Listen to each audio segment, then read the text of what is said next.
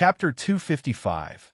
A 10-year pact, revenge. Xianxia was accepted as a disciple by a nascent soul immortal, had already broken through the energy refinement late stage, and had the prospects of reaching foundation establishment in the future. Zhao Qingqing, with her 6th grade spiritual root, became a pharmacist. But not long ago, through correspondence with Han Lin, he learned that Zhao Qingqing had awakened a latent spiritual body, the Veg body. This type of spiritual body does not enhance cultivation, but is adept at nurturing spiritual medicine and performing healing. Therefore, Zhao Qingqing caught the eye of an elder who managed a medicinal garden at the outer sect and was taken in as a disciple. Han Daoist has become an artifact refiner, and now Lu Daoist is also a top-grade talisman master, leaving only me and Brother Li to waste our days in the mundane world. Hong, he voiced his feelings. Back then, among the 6 of them, he was the one with the most privileged identity and background. Although he was doing fairly well now, when compared to Lu Changsheng and others, the difference became obvious. He was only a little better off than Li Feiyu. Sigh. Li Feiyu sighed softly beside him, but did not speak. At the time of their 3-year agreement, he had already become the worst off among the 6. Now, more than 7 years later, he was still the worst off, and the gap with the others was growing wider and wider. This was also the reason he was thinking of venturing into the cultivation world to make a stand. Feiyu, Lu Changsheng, seeing his good brother like this, patted his shoulder. "I'm fine, just feeling a bit emotional seeing you all doing so well," Li Feiyu said with a wry smile, shaking his head.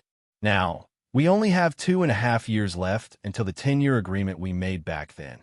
In a while, it'll right to ask Daoist Xiao and the others if they want to gather together." Hong, he continued. "I'm fine with it." Lu Changxing nodded.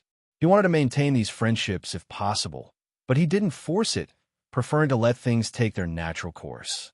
After all, with the system by his side, he did not need Hong Yi's approach. Li Feiyu also nodded slightly. Although he did not entertain the idea of relying on others for help, he knew that maintaining these connections would be beneficial to himself. Just like now, his good relationships with Lu Changsheng and Hong Yi provided him with many conveniences in terms of cultivation resources and information. While the 3 of them were chatting leisurely, the carriage arrived at the entrance of the Lu residence. Lu Lanshu, Lu Zier, Lu Qing'er, and Xia Zhiyue, along with a group of children, were standing at the entrance of the residence. It was clear they knew about Lu Changsheng's arrival and were waiting at the entrance. "Lu, brother, I have other matters to attend to, so I won't disturb your family reunion," Hong, he said as he got up to take his leave, seeing the situation. "All right. See you tomorrow."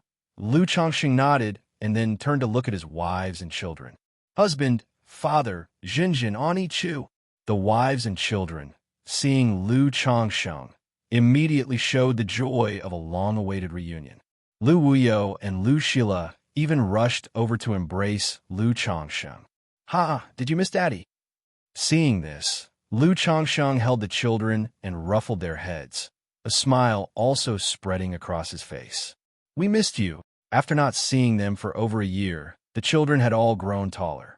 From their stature and movements, it was evident that they had a solid foundation in martial arts.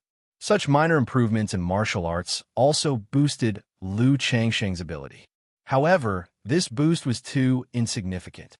For Lu Changsheng, who was cultivating the 100 Refinements treasure body art, it was almost negligible. "Lanshu, it has been hard on you all these days," Lu Changsheng said to his wives. "Husband, it wasn't hard." The women shook their heads, their eyes filled with tenderness. Let's go inside." Lu Changsheng didn't linger to catch up at the entrance. He patted his eldest son, Lu Pinggan, who had nearly grown as tall as his chest, and went inside with his wives and children. Now, the Lu residence had changed considerably from 1.5 years ago. The house now employed many protectors, martial masters, servants, and maids. Following Lu Lanshu's instructions, upon seeing Lu Changsheng, the head of the household, they all respectfully paid their respects, calling out "Old Master," family head. Lu Changxing couldn't help but chuckle softly.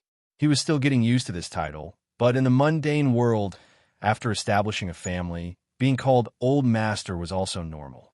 And being 28 years old, he was indeed not young anymore. After settling the children, Lu Changsheng spent time with his wives and children, joyfully having a reunion meal. That night, Lan Shu, Zier, Qing, do you want to go back to Qingzhou Mountain for a visit?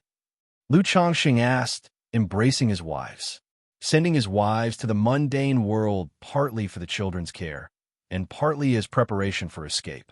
Now that the situation of the Lu family had stabilized, if the three women wished to return to Qingzhou Mountain, he could take them back to live there on this trip. Husband, we'll just stay here with the children. All three women shook their heads.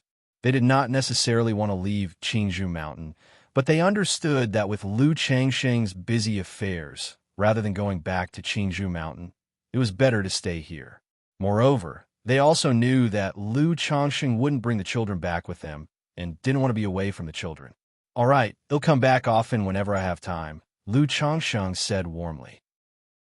He still had quite a bit of affection for his first three wives, and, following his words, he expressed his love through his actions. The next day, Xinxin, why don't you stay at home, and I'll go alone, Lu Changsheng said to Chu Xinxin. Although this trip was meant to bring Chu Xinxin along for revenge, she had never dared to kill even a chicken, let alone take a life for revenge. Moreover, he could see that over the years, Chu Xinxin had been forgetting and shedding the hatred in her heart. If she were to see her enemy, it might bring back painful memories. Husband, Chu Xinxin looked at Lu Changsheng, pursed her lips, and her eyes were determined, clearly wanting to go. Then let's go. Seeing this, Lu Changsheng held her hand and did not say much else. Chapter 256. A 10-year pact, revenge accompanied by Chu Xinxin. He arrived at the Rui royal mansion. Upon learning of Lu Changsheng's arrival, the doorkeeper immediately went to report it. Not only Hong Yi came out to greet them. Hong Yi's father, the Marquis of Rui, also personally came out to greet them.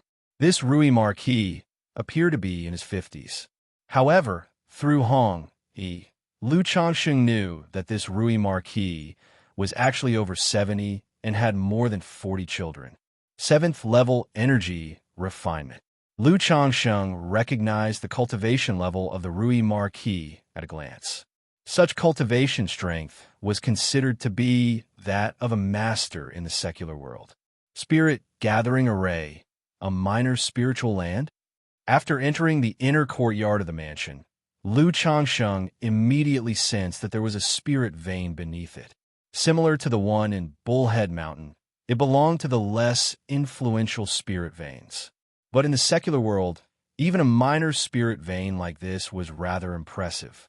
After a brief conversation with the Rui Marquis, Lu Changsheng followed Hong Yi to a subterranean palace. Young Master Yi. At the entrance of the subterranean palace, two innate masters stood guard and greeted Hong Yi with a bow. Open the door, Hong Yi commanded outright.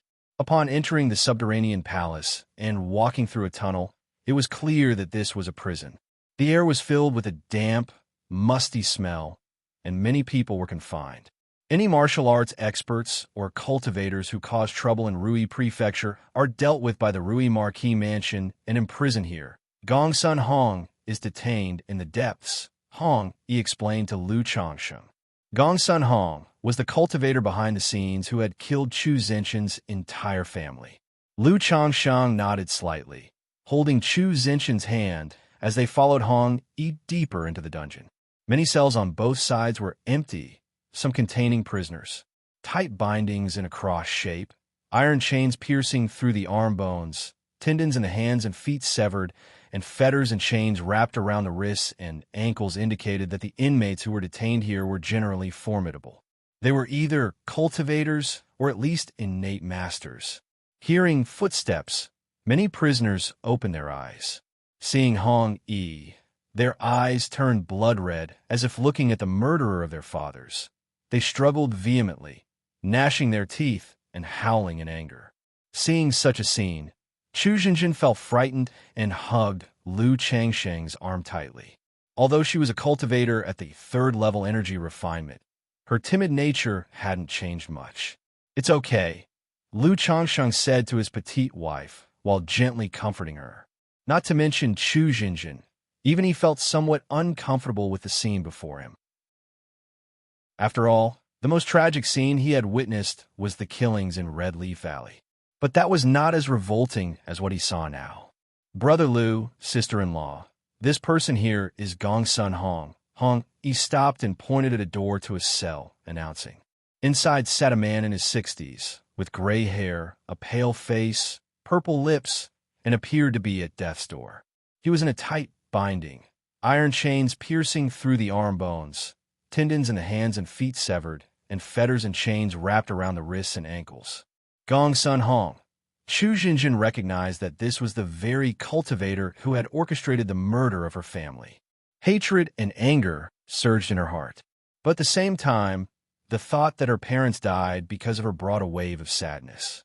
"Jinjin, let me do it." Lu Changsheng sighed softly upon seeing his wife in such a state.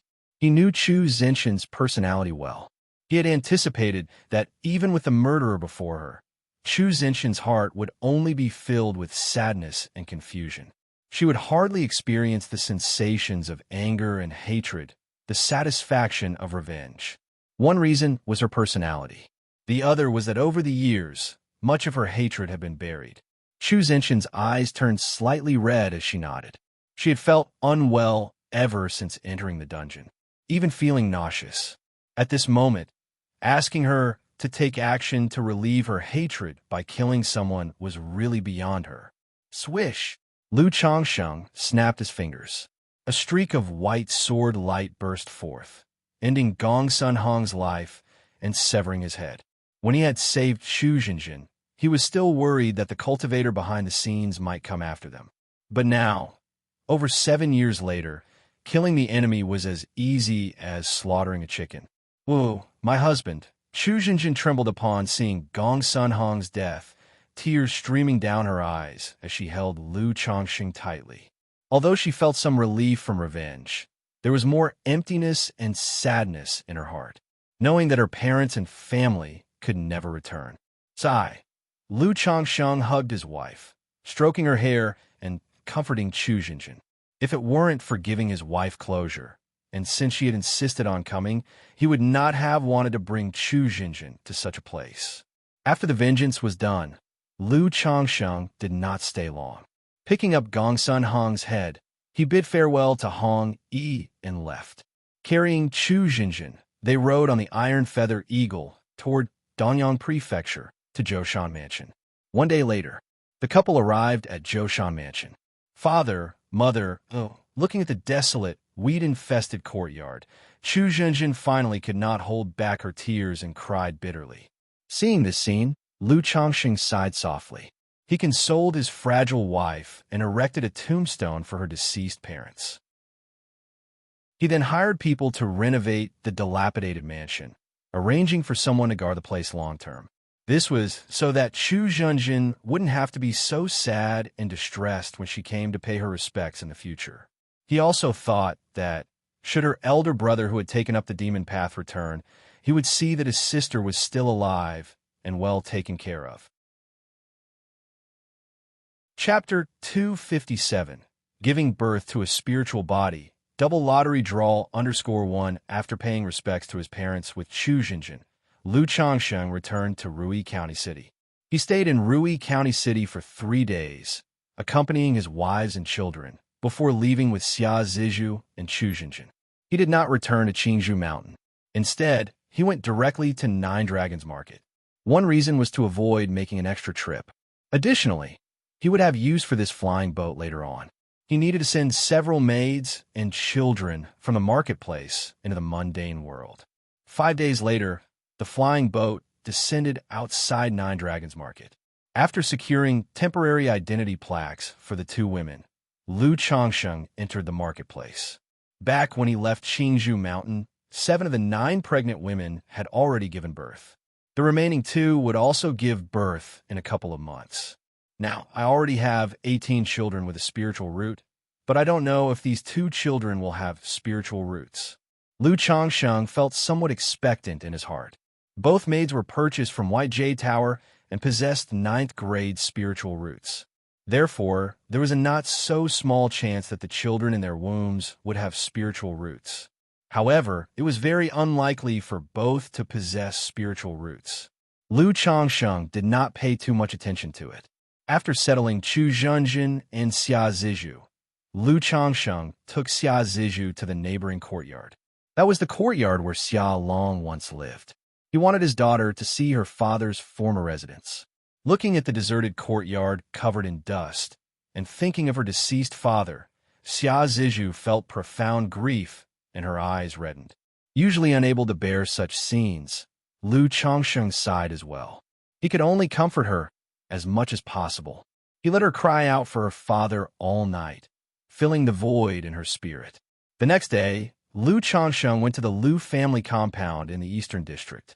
He met the already present second elder and took back control of the spiritual talisman shop.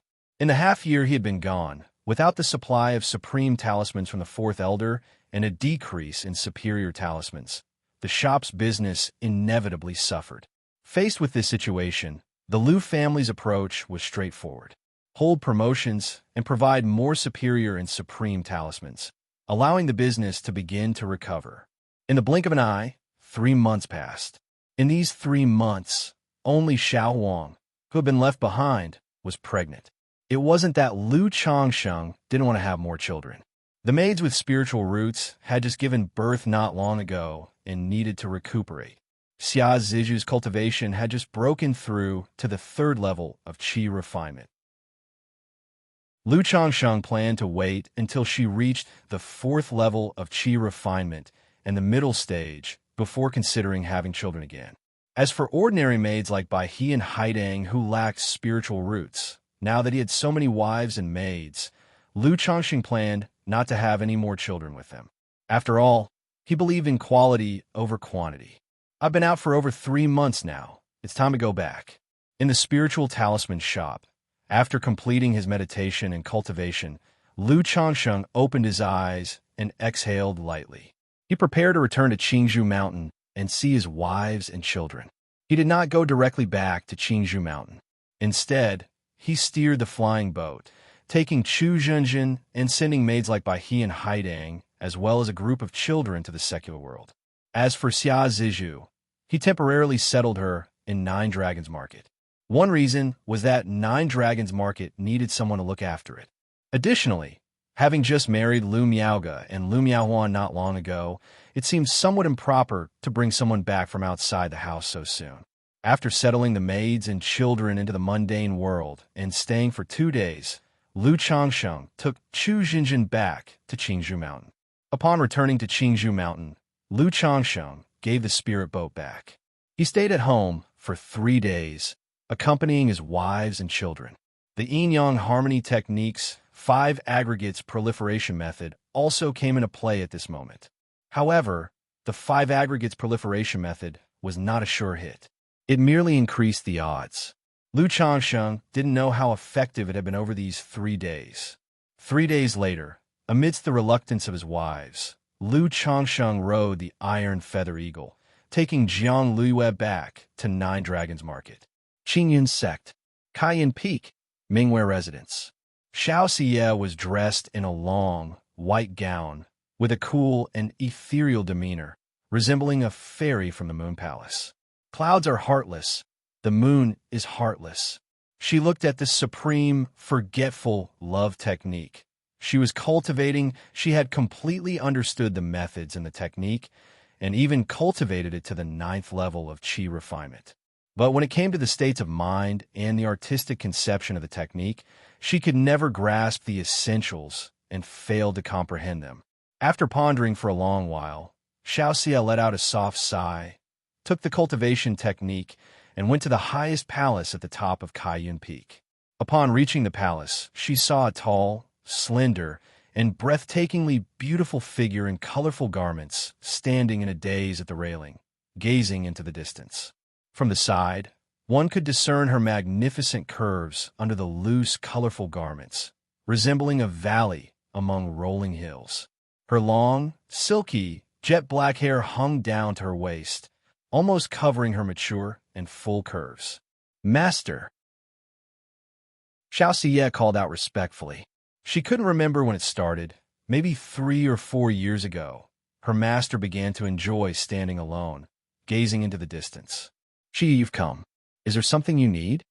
Yin Wansheng turned her head to look at her, her stunning face revealing a gentle smile. "Master, I've disappointed you. I'm still unable to grasp the state of mind of the supreme forgetful love technique." Xianxia held out the technique in her hand and spoke softly. "Sigh."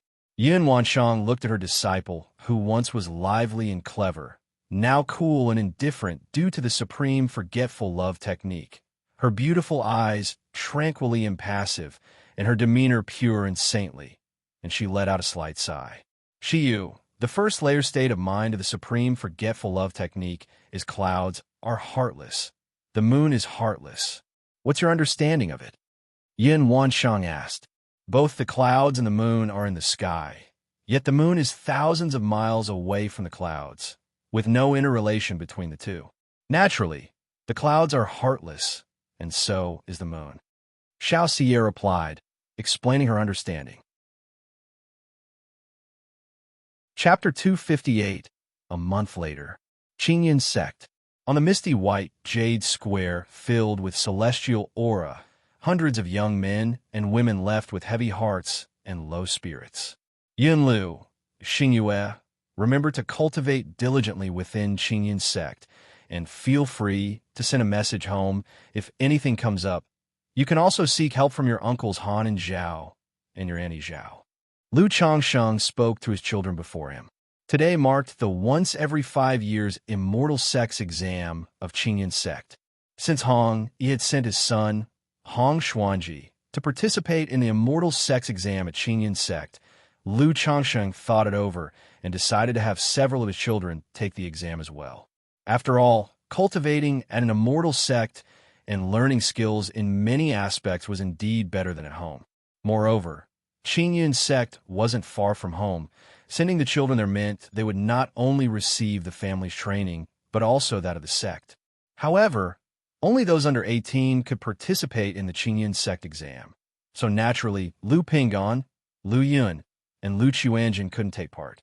Hence, out of the 8 children he chose to send for the Immortal Sect's discipleship exam, only his son Lu Yunlu and daughter Lu Xingyue, both with 6th grade spiritual roots, passed the assessment. The other 6 children, along with Hong Xuanji, failed to make it through the exam.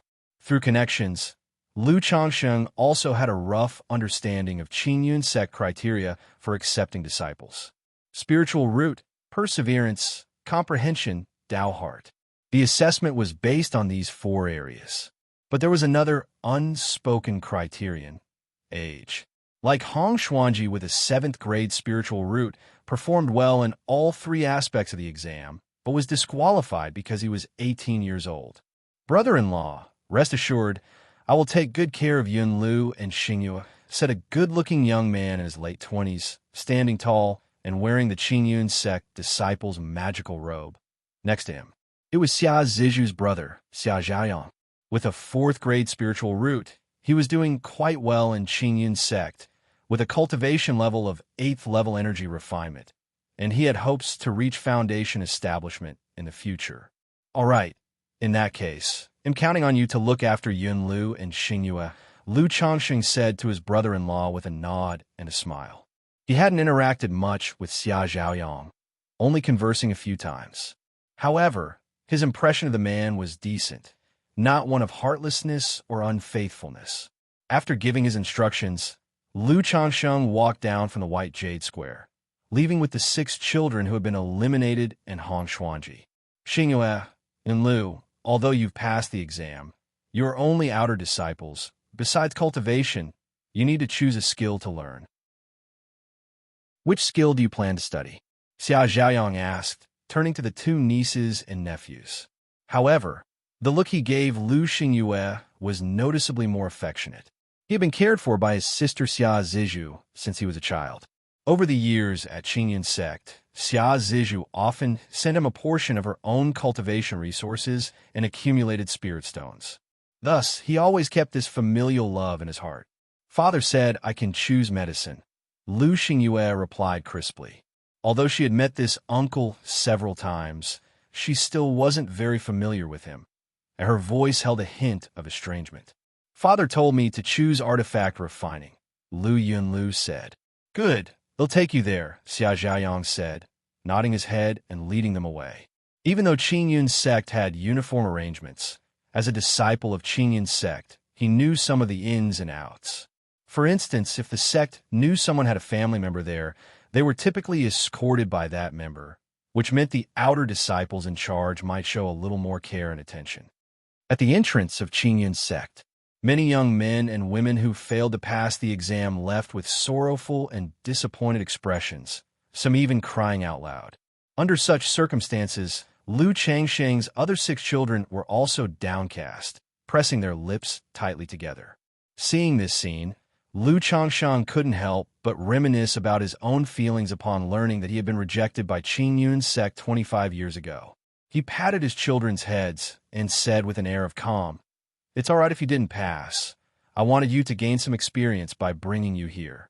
Xuanji, you shouldn't take it too hard either. Lu Changsheng didn't feel too strongly about the children's failure to pass because he had anticipated it, and he also maintained an indifferent attitude about it. They walked out the mountain gate, where he was eagerly waiting outside. His face immediately fell upon seeing Lu Changsheng and his son exiting. He had high hopes for his son, Hong Xuanji, wanting him to join an immortal sect and surpass himself.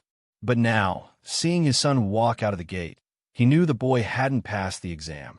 Brother Lu, Xuanji, Hong Yi greeted Lu Changsheng with a hand-over-fist salute. Xuanji did well in several areas of the exam, but he was disqualified because he's a little too old, Lu Changsheng explained to Hong Yi. Father, I have let you down. You're next read away to my virtual library, Empire, Hong Xuanji said, slightly bowing his head to his father. He knew how much his father wished for him to be accepted into Qingyun's sect. It's okay. Hong Yi sighed deeply, patted his son's shoulder, and didn't say much more. Many others, like Hong Yi, showed sadness and disappointment when they saw their children or younger family members walking out of the gate. Most of them, being loose cultivators, understood the hardship of such a path and wished for their offspring to be admitted into an immortal sect. Brother Hong, Xuanji is quite talented and intelligent, and he will not fare poorly in the future, even if he hasn't joined an immortal sect. We ourselves were once rejected by Qingyun's sect as well, weren't we? Lu Changsheng said to comfort him. If Xuanji's future turns out a bit like mine, that would be decent, but it's audacious to compare him with you, Brother Lu, Hong Yi said, with a bitter smile on his face. Then, turning to Lu Changsheng, he said with a hand-over-fist salute, Brother Lu, I have an audacious request. Brother Hong, just speak freely, Sarch ** Vanelfer. Net website on Google to access chapters of novels early and in the highest quality. Lu Changsheng laughed lightly and replied, guessing somewhat what Hong Yi was about to ask. I was hoping, Brother Lu, that you could let Xuanji continue to work by Lake Mountain. If you find any errors, ads pop up, ads redirect, broken links, non-standard content, etc., please let us know report so we can fix it as soon as possible. Chapter 259. This day marked the annual family clan meeting of the Lu family. This year, the Lu family was still in a state of loss. However, compared to the previous year, the situation had relatively improved a lot. Faced with this situation, Lu Changsheng didn't say much. He simply stated that they should keep up the effort, and if there were any children in the family who had ideas about marriage, taking a wife, or concubinage, they could bring it up actively and let the clan arrange it. After all, on by Lake Mountain's side, only his son Lu Xinji was married, which truly worried him as an elderly father. Changsheng, the internal organ issues of your uncle have improved quite a lot under my treatment with Tai True Water. If you have some free time, you could try to help your great-uncle remove the corpse poison. After the family clan meeting concluded, Lu Miaoge said softly to Lu Changsheng. Previously, Lu Changsheng had said that once she had managed Lu Yuanzhong's internal organ issues more or less, he could attempt to use sword qi to drive out the poison. All right, he'll go with you in a few days. Upon hearing this, Lu Changsheng held Lu Miage's hand and spoke warmly. The three of them returned to Changsheng Hall, where Lu Miaoge typically used Tai True Water to nourish and heal Ling Zixio's meridians and Dantian. Looking at the beautiful and gentle Lu Miaoge in front of him, Lu Changsheng felt he needed to refine the Foundation Establishment Elixir as soon as possible. Over 2 years had passed, with Lu Miaoge constantly running back and forth between Qingzhou Mountain and Bai Lake Mountain. Normally, she would also need to oversee the Red Leaf Valley Market, which kept her extraordinarily busy. Now that he had gathered almost all the auxiliary materials for the Foundation Establishment Elixir, only 2 more medicinal ingredients were left. Thinking of refining the Foundation Establishment Elixir as soon as possible and giving one to the Lu family of Qingzhou Mountain, just as long as there was someone from Qingzhou Mountain who made a breakthrough and a new foundation-building great cultivator was born, Lu Miaoge wouldn't have to be so busy, and she could cultivate peacefully on by Lake Mountain. With the effect of the Tai Dao seed, Lu Miage's cultivation speed was not at all inferior to those with high-grade spiritual roots. Yet because she was busy and constantly healing Lu Yuanzhong and Ling Zixiao, her own cultivation had been delayed. 3 days later, after informing Xianxia and Ling Zixiao, Lu Changsheng went with Lu Miaoge to Qingzhou Mountain to help Lu Yuanzhong eliminate the corpse poison. Considering that Lu Miaoyun and Lu Miaohuan had also not returned for quite a long time, he took both women with him, as well as his son Lu Yun, Lu Qingsong, and others to go together. Changsheng, Miaoge, you've come. Learning of Lu Changsheng's arrival, people like Lu Yuanzhong and Lu Yuanding came out to welcome them. Father-in-law, uncle, Lu Changsheng greeted the newcomers cheerfully. After a simple catch-up, Lu Changsheng checked Lu Yuanzhong's condition. Under Lu Miage's application of Tai True Water, Lu Yuanzhong's organs, which had been corrupted by the corpse poison, regained vitality. But the issue of the corpse poison in the organs still hadn't been resolved, clinging to the organs like a persistent illness. Ancestor, although I am somewhat confident in driving out the poison, now that the corpse poison has integrated with your organs, it might be hard to completely eradicate it. If the detox goes too deep, it could also harm your organs, Lu Changsheng said after pondering for a moment. Changsheng, just do as you see fit, Lu Yuanzhong said. With the strength and methods Lu Changsheng had shown and the changes in Lu Miaoge, he had utmost faith in Lu Changsheng. Continue your journey at my virtual library empire, all right. Lu Changsheng nodded, asking Lu Yuanzhong to lie down. He placed his palm on the man's chest and began to drive out the corpse poison with the 7 luminaries' sword qi. This such a domineering and fierce sword qi. Lu Yuanzhong's expression shifted slightly, revealing a look of shock in his eyes. Through the 7 luminaries' sword qi, he instantly felt that Lu Changsheng's mana was overwhelmingly powerful and domineering, even more so than Lu Miage's mana. He marveled internally at what cultivation technique Lu Changsheng practiced to possess such tyrannical mana and sword qi.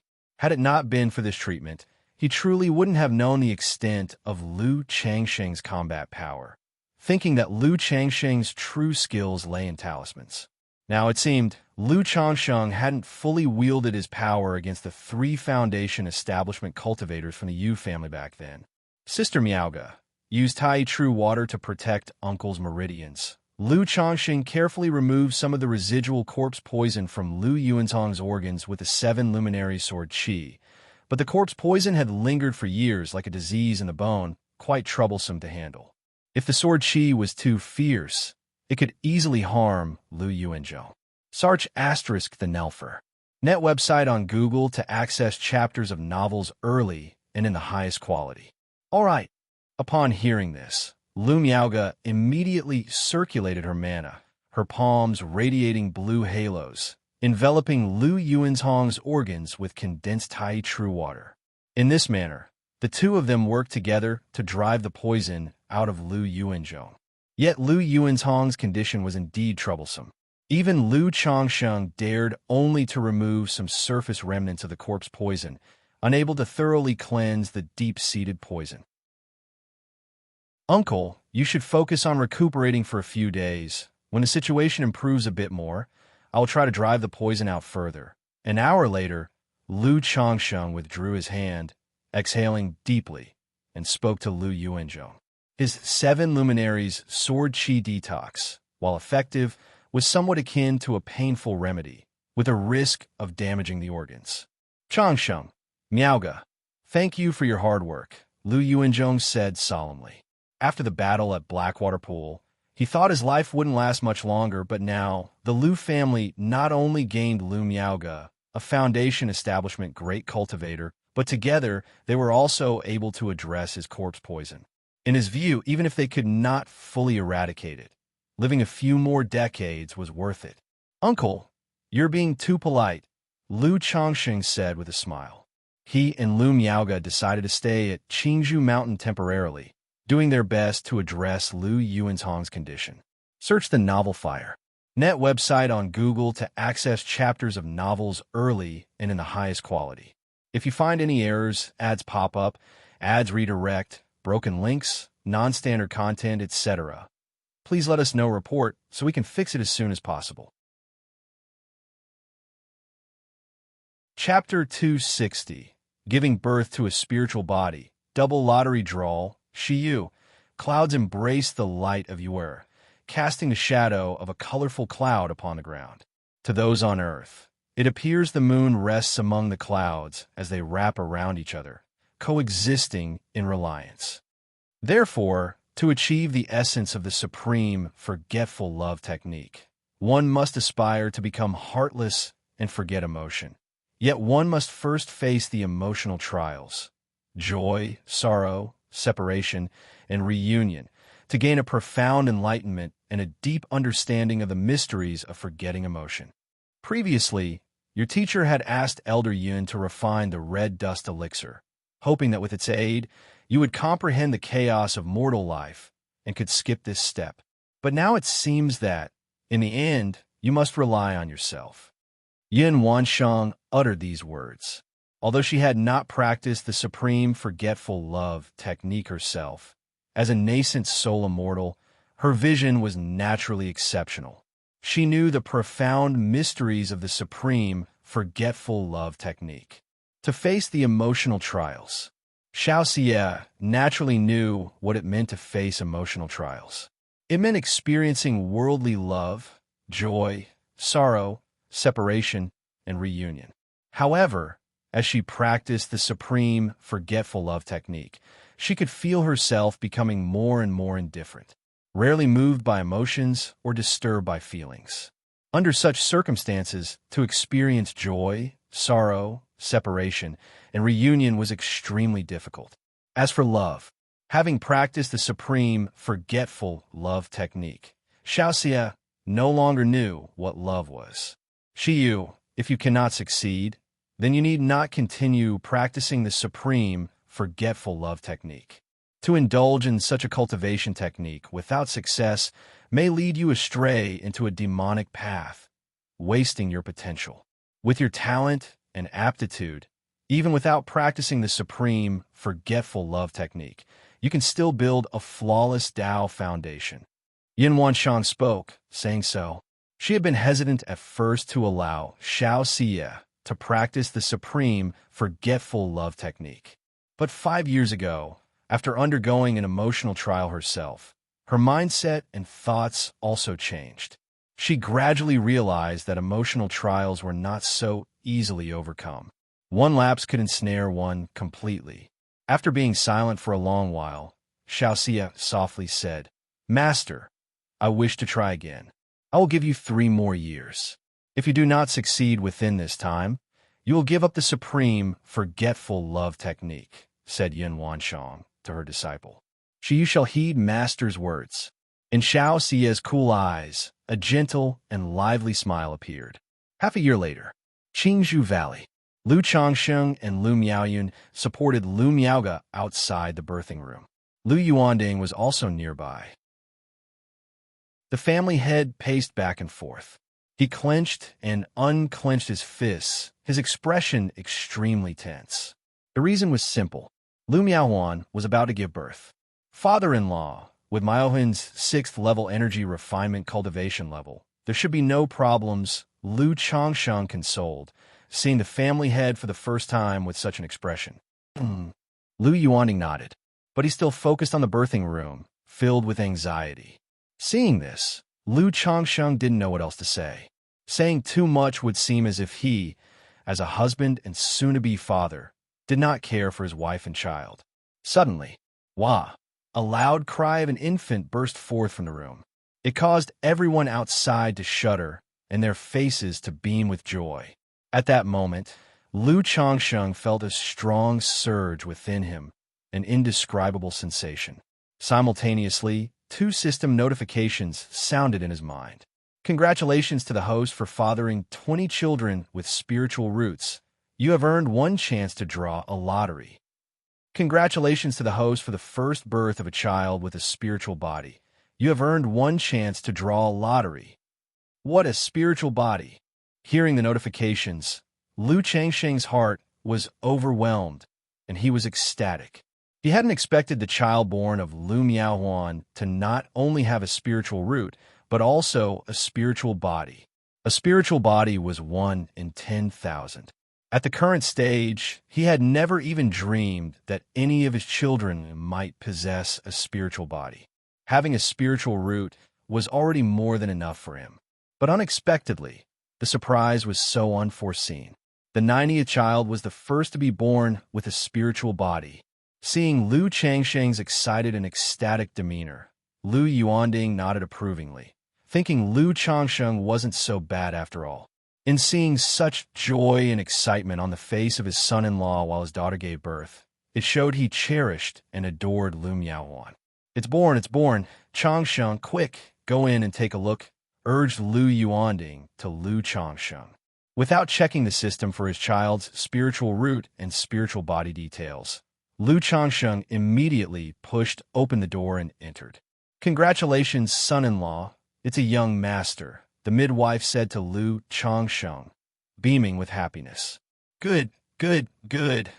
Lu Changsheng nodded happily, handing out 2 spirit stones as a token of celebration, and then he approached the bed. Looking at Lu Miaohuan, who was a bit weak from holding the child, he took her hand and said, Huan, you've worked hard. Lu Changsheng, it hurt a lot, Lu Miaohuan said with a look of grievance as soon as she saw Lu Changsheng. It's my fault, letting you suffer. Lu Changsheng immediately soothed. Then he looked at the child and said, This is our child. So adorable. Ordinary children are all wrinkled at birth. But Lu Changsheng knew that children born to cultivators were different, with skin smooth and radiant, never wrinkled. Such children, even without a spiritual root, would be martial prodigies if they practiced martial arts in the future. So tiny, Lu Miaohuan said, smiling happily as she teased their little one in her arms. The baby didn't cry, but peered around with round, curious eyes, gazing at the world. Let's go see father-in-law, suggested Lu Changsheng. Not wanting to keep Lu Yuanding waiting outside any longer, the couple carried the child and stepped out of the room. Oh, my dear grandchild, let me have a look. Lu Yuanding, who had been waiting impatiently outside, was thrilled to see Lu Changsheng and Lu Miaohuan with the baby and eagerly moved closer to hold the child, his eyes crinkling with a smile. Chapter 261. Giving birth to a spiritual body, double lottery draw. He bore none of the composure that the patriarch of the Lu family usually displayed. He reached out to touch and pinched the baby's small face, causing the infant to cry out with a wah. Ha, you Shu, Huaner's child is born. Your grandson is born. Did you hear that? Lu Yuanding, however, started laughing, his eyes moistening as he did. Hearing this, everyone knew that Lu Yuanding was missing his wife, the mother of Lu Miaohuan and Lu Miaoga. Oh, there, don't cry. Lu Yuanding began to soothe the child again. Changsheng, let's name the child Xianxia, Lu Yuanding said aloud. He had previously mentioned the naming of the child. Thinking of the names for the children of Lu Miaoge and Lu Miaowan. A boy would be named Qingshan, and a girl, Qingzhu, as father-in-law wishes. Lu Changxing nodded. He had been through so many names already. He wasn't particularly concerned about naming, feeling that it was all the same regardless of who chose it. He also knew that the name Lu Yuanding had chosen carried the meaning of Qingzhu Mountain. In this manner, with everyone making merry and soothing the baby, Lu Changxing finally found some free time after dinner. System. Lu Changxing entered the study and silently called out in his mind.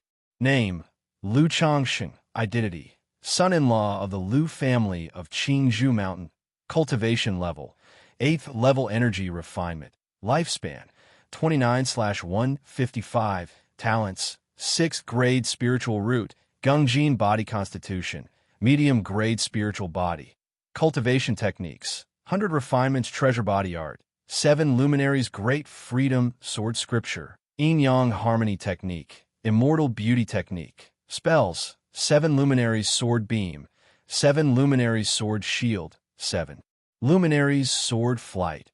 Items, golden light brick talisman treasure. Black dragon magical bead.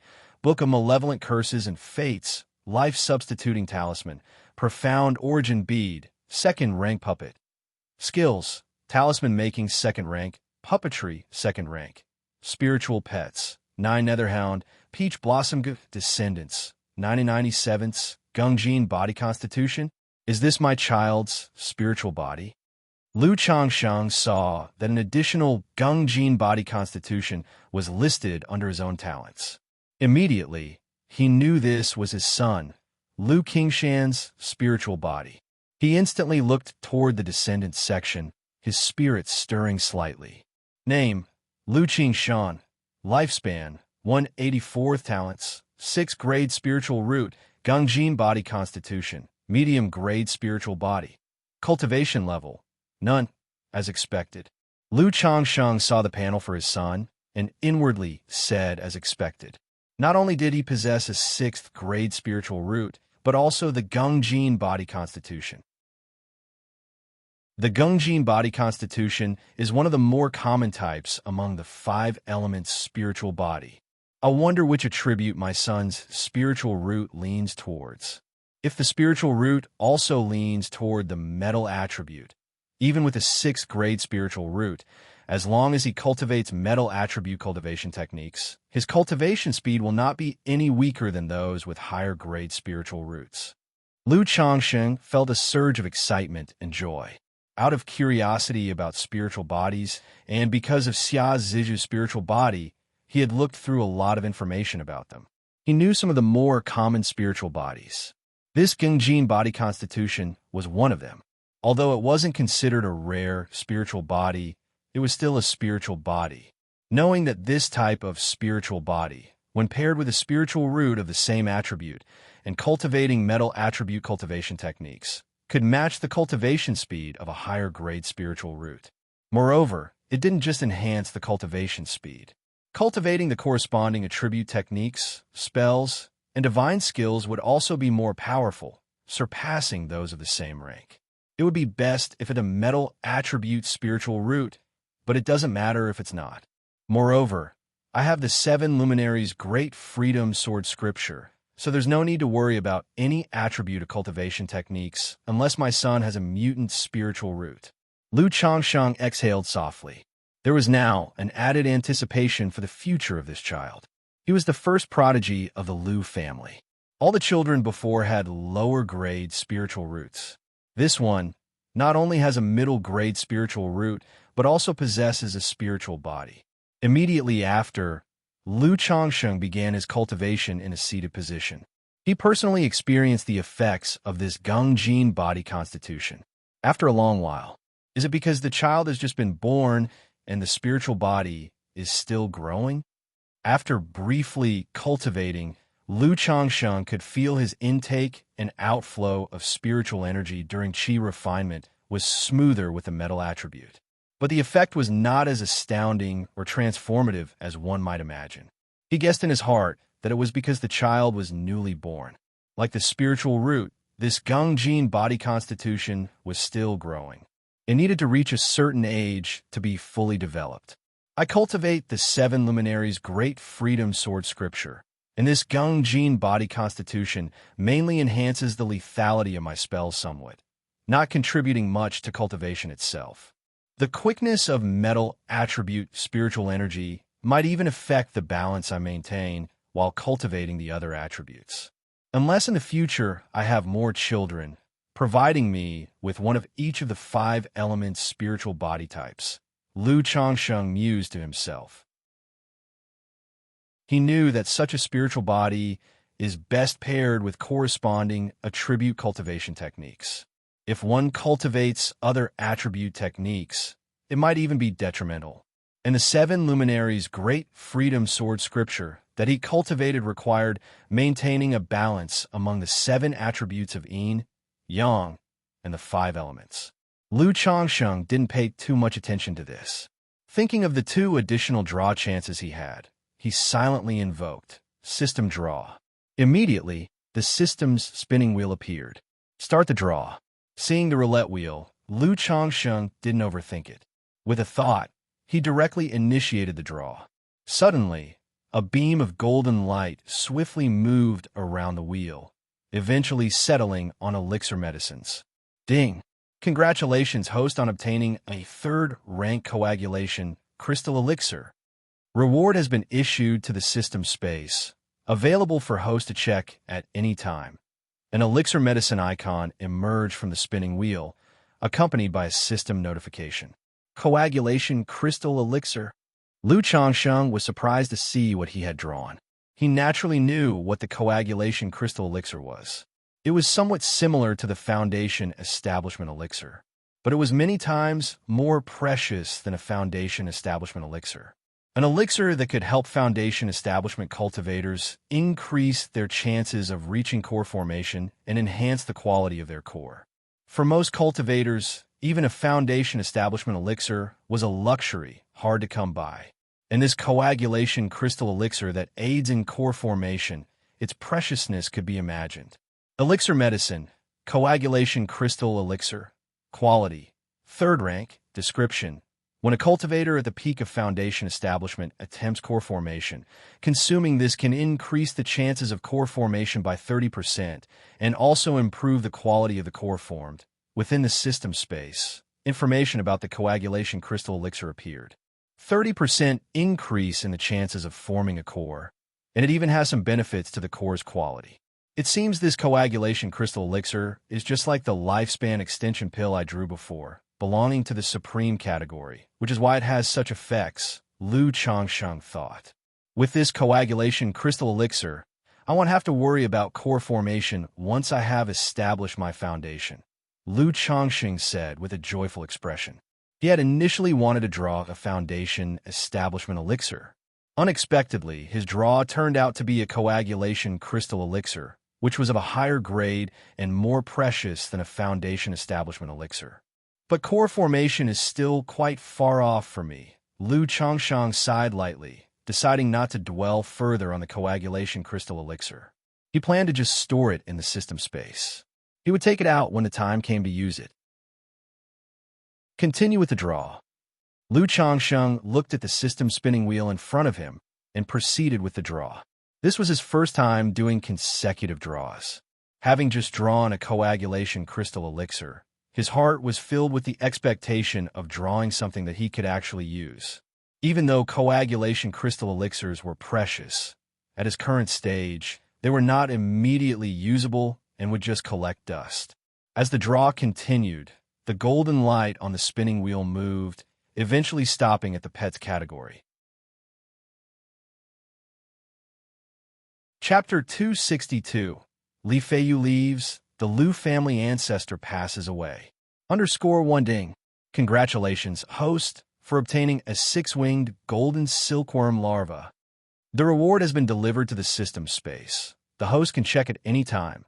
A golden insect pattern with a shining glow and a pair of wings on its back emerged from the big roulette wheel, accompanied by the sound of a system notification. 6-winged golden silkworm? Lu Changsheng looked at the reward drawn by the system, his eyebrows raised. He hadn't expected that among pet beasts, there are not only beasts but also bugs. This means that the pet lottery encompasses everything: feathers, fur, scales, insects, plants, and so on. If that's the case, in the future, if I draw a plant demon pet, I won't have to worry about the spirit plants for cultivating the heavenly longevity technique. Lu Changsheng thought to himself. He had not forgotten the heavenly longevity technique he had acquired from Xiaolong. He had always thought that once he had the strength and conditions, he would have his wives and children plant trees for cultivation. Without further thought, Lu Changsheng's mental spirit gave a slight stir as he looked towards the six-winged golden silkworm he had just drawn. Magical bug, six-winged golden silkworm. Rank, heaven rank superior. Description: one of the ancient rare insect species, lays eggs once every 100 years, hatches into larvae after another century. Newly hatched larvae have only one pair of wings, but mature ones have three. They are fearless against divine skills and magic, but are ferocious, with low intelligence and difficult to tame. SSS, a heaven rank superior magical bug, even a rank higher than the 9 Netherhounds bloodline. I wonder how long it will take for this six-winged golden silkworm to mature and develop 6 wings. Lu Changsheng considered the information about the six-winged golden silkworm, thinking to himself. What concerned him most was how long it would take for the six-winged golden silkworm to grow. After all, at the moment, the most challenging part about pet beasts was their cultivation phase. Cultivation times spanning dozens or hundreds of years were truly testing. For example, the 9 Netherhound had been at first-grade primary level for many years. Only about half a year ago, when Lu Changsheng finally had some surplus funds, he bought some spiritual beast pills for Lu Pingon to feed it regularly. It's now almost reaching the first-grade middle stage. Regarding the system's description that the six-winged golden silkworm is ferocious, unintelligent, and hard to tame, Lu Changsheng didn't take it to heart at all. What does difficulty in taming have to do with him? Extract. With a flicker of his mental spirit, Lu Changsheng took the six-winged golden silkworm out of the system space. Instantly, a golden silkworm about an inch long, as thick as a little finger, appeared. This silkworm had a pair of thin, cicad-like wings behind it. The wings shimmered with a faint golden light and emanated a violent and murderous aura. The six-winged golden silkworm lays eggs every 100 years, hatches in another 100, and when the larvae hatch, they are as hard as iron, comparable to magic artifacts and immune to primary-level techniques. To grow from a larva to a 4-winged silkworm, it takes 200 years, equivalent to 3rd-rank strength. To grow from 4 wings to 6 wings, corresponding to 4th-rank peak, it needs 1,000 years. Lu Changsheng looked at the 6-winged golden silkworm in his hand and developed a general understanding of its condition. Impressive indeed. Just hatched larvae had almost the strength of the first-grade later stages. After raising it for a few decades, it would have the strength of a 2nd-rank foundation establishment. Once it went through its first metamorphosis and grew its 2nd pair of wings, it would have 3rd-rank strength. Another 1,000 years of growth to sprout the 3rd pair of wings, and it would be at the peak of 4th rank, comparable to 5th rank. For a demon beast, this time frame is not long.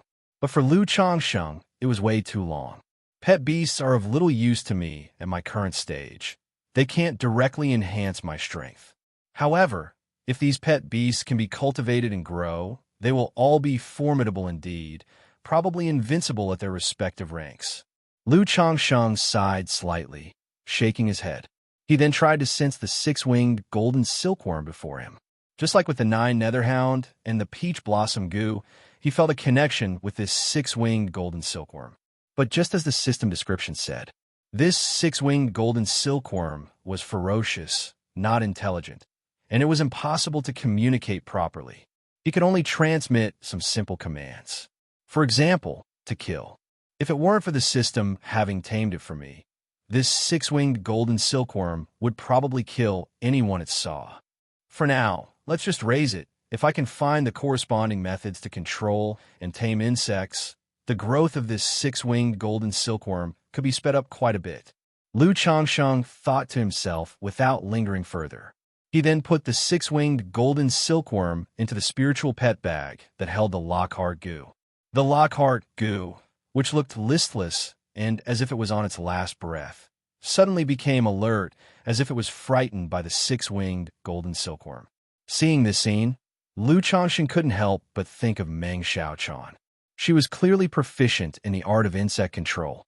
He wondered if she knew how to cultivate the six-winged golden silkworm. If there were corresponding cultivation methods, then its growth rate could be greatly increased. But Lu Changxin didn't ponder on it too much.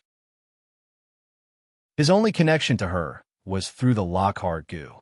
He had no idea where she had gone now.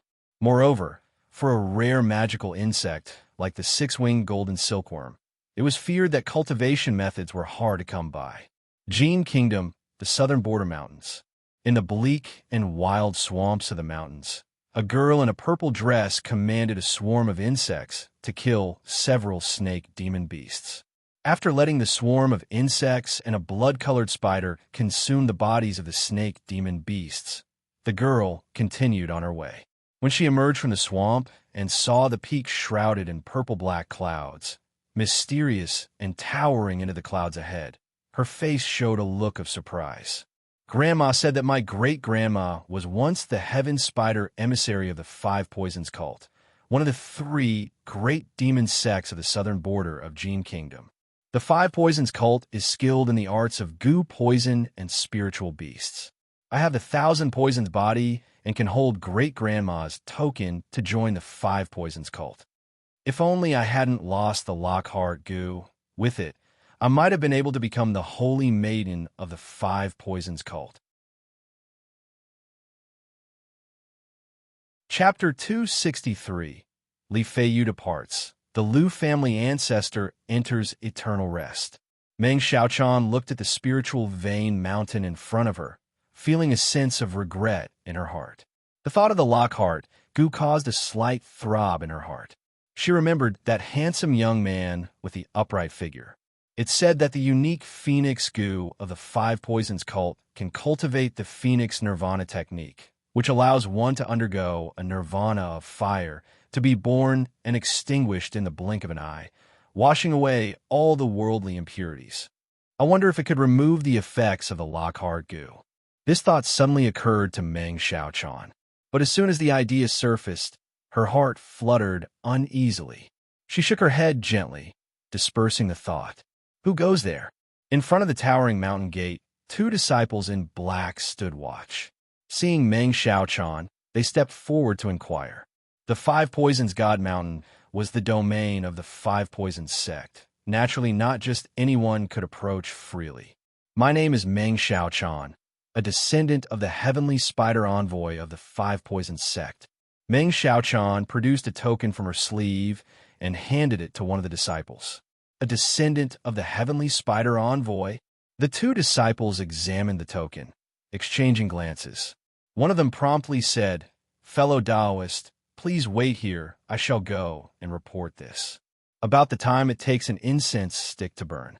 A purple escape light shot down from the Five Poisons mountain, appearing before Meng Xiaochuan in the blink of an eye. Disciple pays respect to the heavenly spider emissary. The remaining purple-clothed disciple rushed to bow and pay respects upon seeing the newcomer. So you are the descendant of my master. The newcomer was a 28 or 29-year-old woman in purple.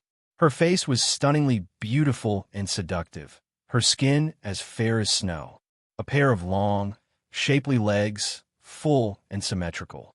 Two crystal-clear feet, white throughout without a single flaw, like jade carvings. They seemed like pieces of art that one couldn't help but want to hold and carefully admire.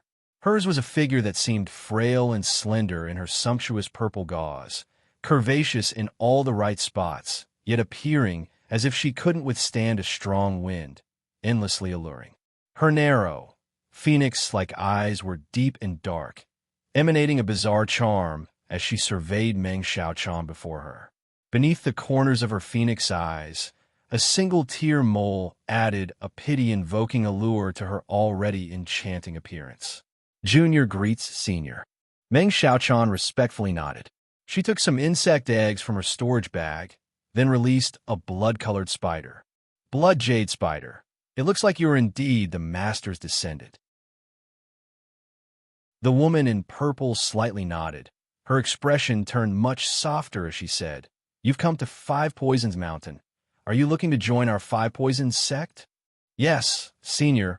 I wish to join Five Poisons Mountain," Meng Xiaochan said respectfully. "Since you are the master's descendant, would you be willing to be my disciple?" The woman in purple looked at Meng Xiaochan, saying with a smile, "Xiaochan is willing." Meng Xiaochan responded immediately upon hearing this. "Good. From today on, you are now a disciple of Nangong Meili," Nangong Meili said with a light laugh. Afterward, Nangong Meili swept her sleeves and brought Meng Xiaochan into the Five Poisons Mountain. 10 days after Lu Miaohuan gave birth, the child in Lu Maiage's belly was also born. It was a girl. This child also had a spiritual root, but it was only a 7th grade spiritual root. Since Lu Miaohuan's child had come first, it had raised Lu Changsheng's expectations. Seeing that the child only had a 7th grade spiritual root, there was a slight sense of disappointment in his heart.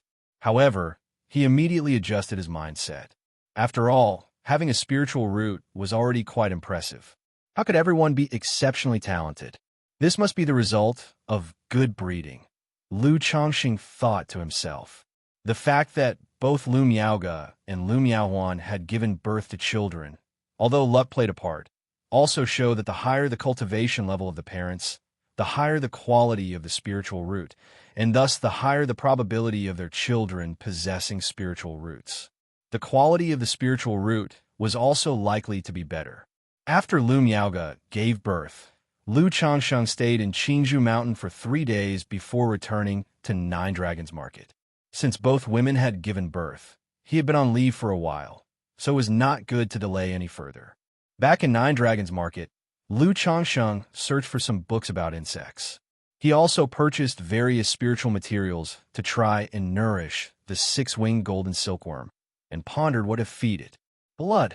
The 6-winged golden silkworm could consume blood, whether it was meat or vegetables. This made Lu Changsheng think to himself that the 6-winged golden silkworm was truly of a brutal nature. 2 months later, Lu Changsheng returned to the mundane world to visit his wives and children. That day, Li Feiyu also came to bid farewell to Lu Changsheng. He indicated that he was ready to leave Rui County City and wanted to make a name for himself in the cultivation world. "Feiyu, where do you plan to go for your cultivation journey?" Upon hearing this, Lu Changsheng asked. He had previously mentioned Red Leaf Valley Market and said it would be built and open in about half a year. But seeing Li Feiyu's demeanor, he clearly was not planning to go to Red Leaf Valley Market. Lu Changsheng had a rough understanding of his friend's thoughts. He knew Li Feiyu had his own pride and stubbornness. He did not want to rely on others for an easy life. Knowing that going to Red Leaf Valley Market, there would be little chance for encounters or achievements. "I haven't decided yet, but am planning to check out Azure Phoenix Immortal City," Li Feiyu said with a carefree and casual look. Azure Phoenix Immortal City. Lu Changsheng paused for a moment when he heard this. He certainly knew of Azure Phoenix Immortal City. Jiang Country had 3 great immortal cities. Jiuxiao Immortal City in the central part, the #1 immortal city in Jiang Country, with incredibly prosperous cultivator marketplaces. Great Dream Immortal City, located at the northern border, backed by the Great Dream Marsh. This marsh was boundless, shrouded in mist all year round, blocking the divine sense of cultivators. It was said that even nascent soul immortals who entered would never come back. Therefore, no one knew what lay beyond the Great Dream Marsh. Some rumors said it was a forbidden land of absolute death. Others claimed it was an even vaster and more affluent cultivation world. Chapter 264. Li Feiyu departs. The Lu family ancestor passes away. The Azure Phoenix Immortal City is located on the southern border of Jiang Country, close to the Myriad Beasts mountain range, and borders Yu Country. Not only can one go to the mountain range to temper oneself and hunt demon beasts for money, but one can also go to Yu Country to interact with Yu Country cultivators. At ordinary times, Many Yu country cultivators gather in the Azure Phoenix Immortal City, which is considered a holy land for loose cultivators. Many loose cultivators who aspire to make a name for themselves will go to the Azure Phoenix Immortal City to take their chances. But likewise, such a place is incomparably dangerous. The level of danger is estimated to be tens of times that of the Nine Dragons market. Every year, countless cultivators are buried in the wilderness, unknown. The cultivation world is so vast, one must see it. I heard the Azure Phoenix Immortal City is a holy land for loose cultivators, and as a loose cultivator myself, naturally I should go and see. I'm not saying I'll make something big out of it, but at least I'll witness the cultivation world. Li Feiyu said with a smirk. He had made inquiries about the Azure Phoenix Immortal City and naturally knew its dangers. But danger and opportunity coexist. For an ordinary loose cultivator, if one wishes to rise above others, this is the best place. Otherwise, with his 7th grade spiritual root, rolling in the secular world or small marketplaces, it would be difficult for him to achieve much in this lifetime. There's a year and a half left in our 10-year pact. Will you come then? Lu Chongqing inquired. Previously, Hong Yi had written to inquire of Xianxia, Zhao Qingqing, and Han Lin about the 10-year pact. All three had agreed, expressing that they would get together at that time. I am not planning to head directly to the Azure Phoenix Immortal City, but instead to travel around first. After attending the pact, then I'll truly head to the Azure Phoenix Immortal City. Li Feiyu didn't hide his thoughts either. He knew the Azure Phoenix Immortal City was extremely dangerous, and he wouldn't just head there blindly. Although he had gained considerable understanding of the cultivation world over the years, he had not truly stepped into it. Most of his time was spent on Qingzhou Mountain, and his knowledge of the cultivation world wasn't direct enough. He planned to spend this next year and a half facing and adapting to the cruelty of the cultivation world. Changsheng, if I don't come back by then, please help take care of my home. Li Feiyu continued to speak. He had said this before, but now, just before leaving, he said it again. I've agreed to this, but I believe that situation will not arise. Lu Chongqing nodded slightly, without the mood for jokes. He took out a stack of talismans, a first-grade, middle-grade puppet, 300 spirit stones, and a storage bag. Feiyu, take care of yourself. Keep these things for self-defense. When you return, we'll drink and revel together. Lu Chongsheng said this. Li Feiyu was his first friend in this world. He had even saved his life once. Now that the other was about to venture out for training experiences, one could imagine how hard and dangerous it would be. Naturally, he hoped his good brother would have smooth sailing. It's too precious. I can't accept it. Li Feiyu immediately shook his head when he saw the nearly 100 talismans, a puppet, and so many spirit stones. When he was in Qingzhou Mountain, relying on his own hard work, he could earn 5 or 6 spirit stones a month. Now, in the secular world, by teaching Lu Changsheng's children and working with Hong Yi, he earned an average of about 10 spirit stones a month. What Lu Changsheng was offering was a considerable sum of money for him. If you still consider me a brother, then keep it. I can afford it now, and you will need some magic artifacts when you go out. Use these spirit stones to buy a few artifacts for self-defense. Lu Chongqing spoke with a solemn expression. Li Feiyu was only at the 4th level of his qi refinement, even though he had the strength of a martial Dao innate grandmaster. But against a cultivator in the energy refinement middle stage wielding magic artifacts, he could easily suffer. If he had talismans and magic artifacts by his side, he would be much safer. He didn't offer his own magic artifacts because, apart from the green phase sword and a few others, all were of high grade or exquisite quality, which Li Feiyu couldn't utilize. Okay, he'll just owe you then. Li Feiyu, looking at Lu Changxing's expression, took a deep breath and nodded earnestly. Then he said with a carefree attitude, Don't worry. Li Feiyu began adventuring through the world at the age of 12, traveling to all corners. It's not that easy for me to stumble and fall. Just to repay this debt, I will also make sure to live well. Li Feiyu said this. Subsequently, the two chatted for a long time. More than a decade of cultivation life had many memories worth reflecting upon, especially since this might be the last time the two of them talked. The next day, Li Feiyu called Hong Yi over, and the three of them had a meal together before parting ways. At the moment of departure, Hong Yi also presented a lower-grade flying sword to Li Feiyu, advising him to take good care of himself. Sigh. Lu Changsheng watched Li Feiyu's retreating figure and sighed deeply.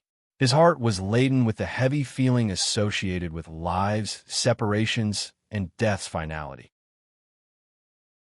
With the talisman and puppet by his side, and relying on Feiyu's own strength and means, he should be able to fight against cultivators at the energy refinement late stage, or at least escape.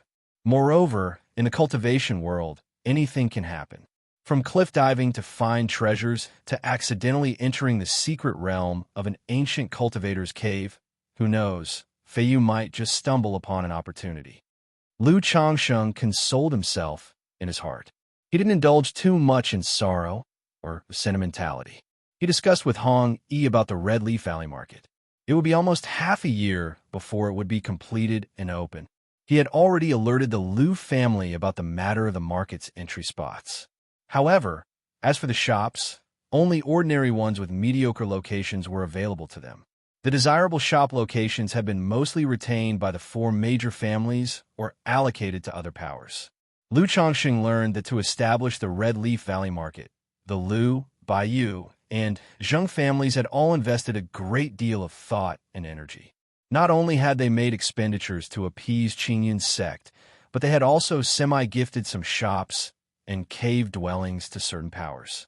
To this, Hong Yi minded not the slightest, because for the better shops, the Rui Marquis mansion lacked enough spirit stones and simply couldn't afford them. If it weren't for the light cast by Lu Changsheng, they might not have even secured such an ordinary shop. In the blink of an eye, another 2 months had passed. On this day, the second elder sought out Lu Changsheng and informed him that he must immediately return to the family. The Lu family ancestor had passed away. The ancestor has passed away. In the past, Lu Changsheng had seen hints of the deathly aura upon the Lu family ancestor and knew his end was near. But he hadn't expected it to come so swiftly, so suddenly. Recalling how just a year ago this elder had presided over his wedding, he couldn't help but feel emotional. The ancestor had always hoped to see the Red Leaf Valley Market completed, to take a good look at it, but sadly, he didn't make it to that day. The second elder said with a sad expression. Those high within the Lu family ranks understood the Lu family ancestor's health more acutely than Lu Changsheng. After the great battle at Red Leaf Valley, the Lu family ancestor knew his days were numbered and had started making arrangements for after his demise. His only lingering regret was his wish to see the Red Leaf Valley Market. Yet in the end, the Lu family ancestor did not live to see that day. Soon after, Lu Changsheng followed the second elder and several Lu family disciples back to Qingzhou Mountain. The Lu family disciples gradually returned to Qingzhou Mountain. All over the mountain, everyone's mood was somber with sorrow. Cultivation families are maintained through the bonds of blood and kinship. All of the family disciples, from a young age nurtured by the family, practicing cultivation, marrying, bearing children, spreading branches and leaves, all on this land. And the Lu family ancestor was the sky within the hearts of all Lu family disciples. Now with the ancestor's passing, it was natural for all to be engulfed in profound grief. Several days later, in the Lu family ancestral hall, alas, the ancestor lived a life of diligence, dedicated to our family. Now that his soul has returned to the heavens and earth, we the younger generations of the Lu family are filled with inconsolable sorrow. Lu Yuanding mourned with a face full of grief. He spoke of the Lu family ancestors' contributions and merits to the family. After the eulogy was delivered, Lu Yuanzhong stepped forward. He escorted the Lu family ancestor's spirit tablet into the ancestral hall, then lit 3 sticks of incense and bowed solemnly. He announced loudly, Lu Yuanzhong of the Lu family bids farewell to the ancestor as his soul returns to the heavens and earth. The Lu family disciples bid farewell to the ancestor as his soul returns to the heavens and earth. The Lu family disciples bid farewell to the ancestor as his soul returns to the heavens and earth. The Lu family disciples bid farewell to the ancestor as his soul returns to the heavens and earth. At this moment, all the Lu family disciples together echoed the call, bowing in salute. This must be the transmission of the family bloodline, right? Compared to the Lu's cultivators who are like duckweed in the wind, the Lu family ancestor was able to pass away at home and be buried in the family spirit land. His spirit tablet placed in the ancestral hall, with his life's achievements recorded in the family records. His life can be considered fulfilled. After all, not all cultivators can live long and prosperous lives.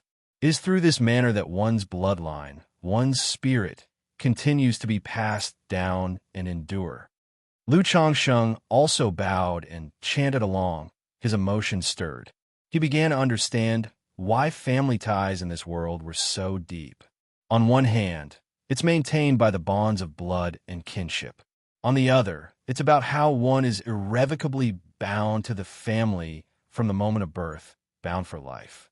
Within the entire family, everyone is striving for a shared goal, a common belief.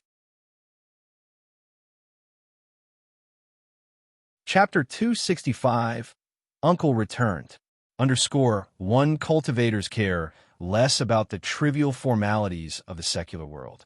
After worshipping the spirit tablet of the Lu family ancestor, the ceremony is considered over once everyone has offered 3 sticks of incense.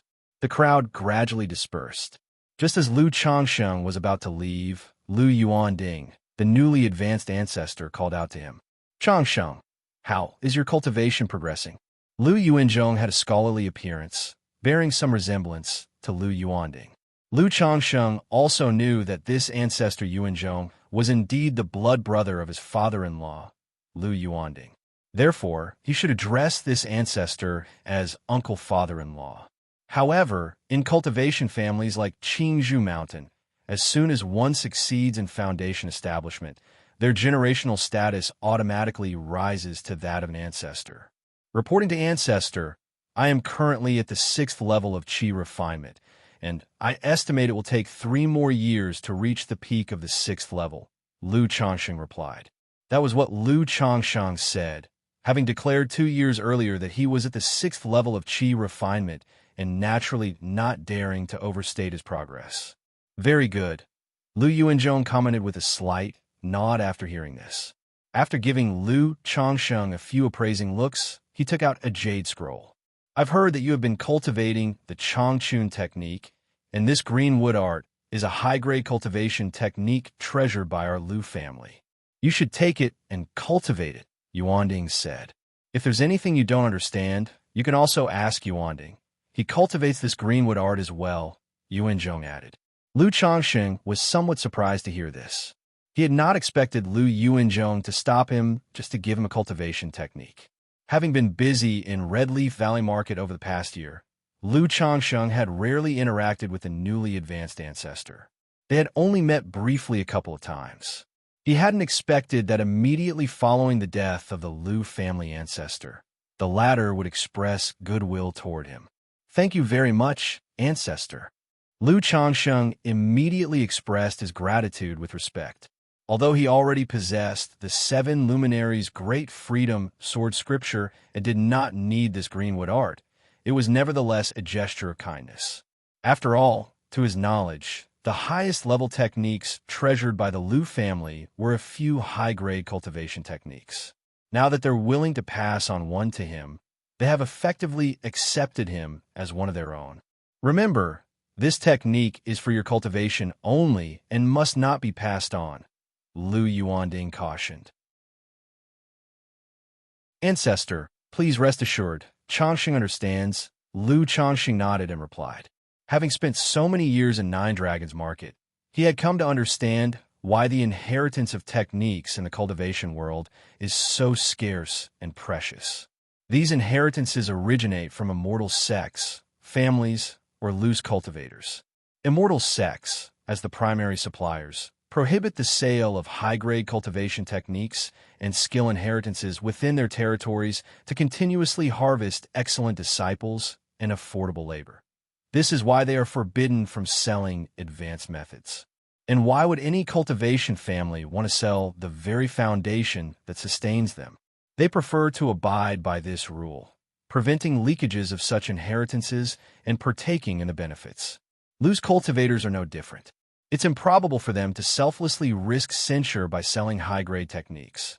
Most choose to deal privately instead. Thus, most loose cultivators who wish to obtain higher-order techniques or inheritances are either reliant on fortunate encounters or, should they possess a decent talent, join a cultivation family or a faction under an immortal sect. This has become an unwritten rule in the cultivation world. Primary-level techniques and first-grade skill inheritances are commonplace and can be purchased with a few spirit stones. But if one wishes to advance further without fortune, they must find a way to join a power and be exploited. This is why the third young master of the Yu family once offered high-grade techniques and insights in a foundation establishment to tempt Lu Changsheng. "All right, you may go about your business now," said Lu Yuanzhong, patting Lu Changsheng on the shoulder without much else to add. "Yes, ancestor," Lu Changsheng replied, bowing slightly before taking his leave. Lu Changsheng. Yuanzhong muttered the name to himself as he watched Changsheng's retreating figure, recalling the last wish of the Lu family ancestor and the value he had placed on Changsheng. He exhaled softly. 3 days later, the second elder informed Lu Changsheng to return to Nine Dragons Market. "Changsheng, do you want me to look after the spiritual talisman shop?" Lu Miaoga asked, holding her daughter, Lu Qingzhu, and speaking softly. Having recovered from childbirth, she was ready to take on some of Lu Changsheng's burdens. "No need, Sister Miaoga. You should stay at home and cultivate and learn talisman making with Grandma. If you go to the marketplace, it will distract you and hinder your cultivation. Besides, Qingzhu is still small and needs your care," Lu Changsheng said, pinching his daughter's chubby cheek with a smile. Lu Maiage's talisman-making skill was currently transitioning from an upper-grade talisman master to a top-level talisman master. Therefore, he did not want his wife to run back and forth between two places and be overburdened. "All right," Lu Miaoga replied with a tender smile. Having become a mother, her clear and ethereal countenance was now often adorned with a gentle and maternal smile. She continued, "Changsheng, the Red Leaf Valley Market will open in a few months. The family plans to open a talisman shop there, and they want me to oversee and manage it. If you find Nine Dragons Market too far, I can go there, and you can take my place in Red Leaf Valley Market," she suggested. Despite being a wife, her disposition remained as gentle as water, nurturing an almost motherly kindness. "Sister Miaoga, the Lu family ancestor, had given me a shop in Red Leaf Valley, and am planning to set up a talisman shop there. So for Nine Dragons Market, I intend to let Grandma find someone to manage it," Lu Changsheng said, pondering slightly. The Lu family ancestor had rewarded him with a shop and a cave dwelling in Red Leaf Valley Market. Now that the market was about to open, Lu Changsheng did not want to simply rent out the shop and dwelling. He was thinking of establishing another talisman shop there.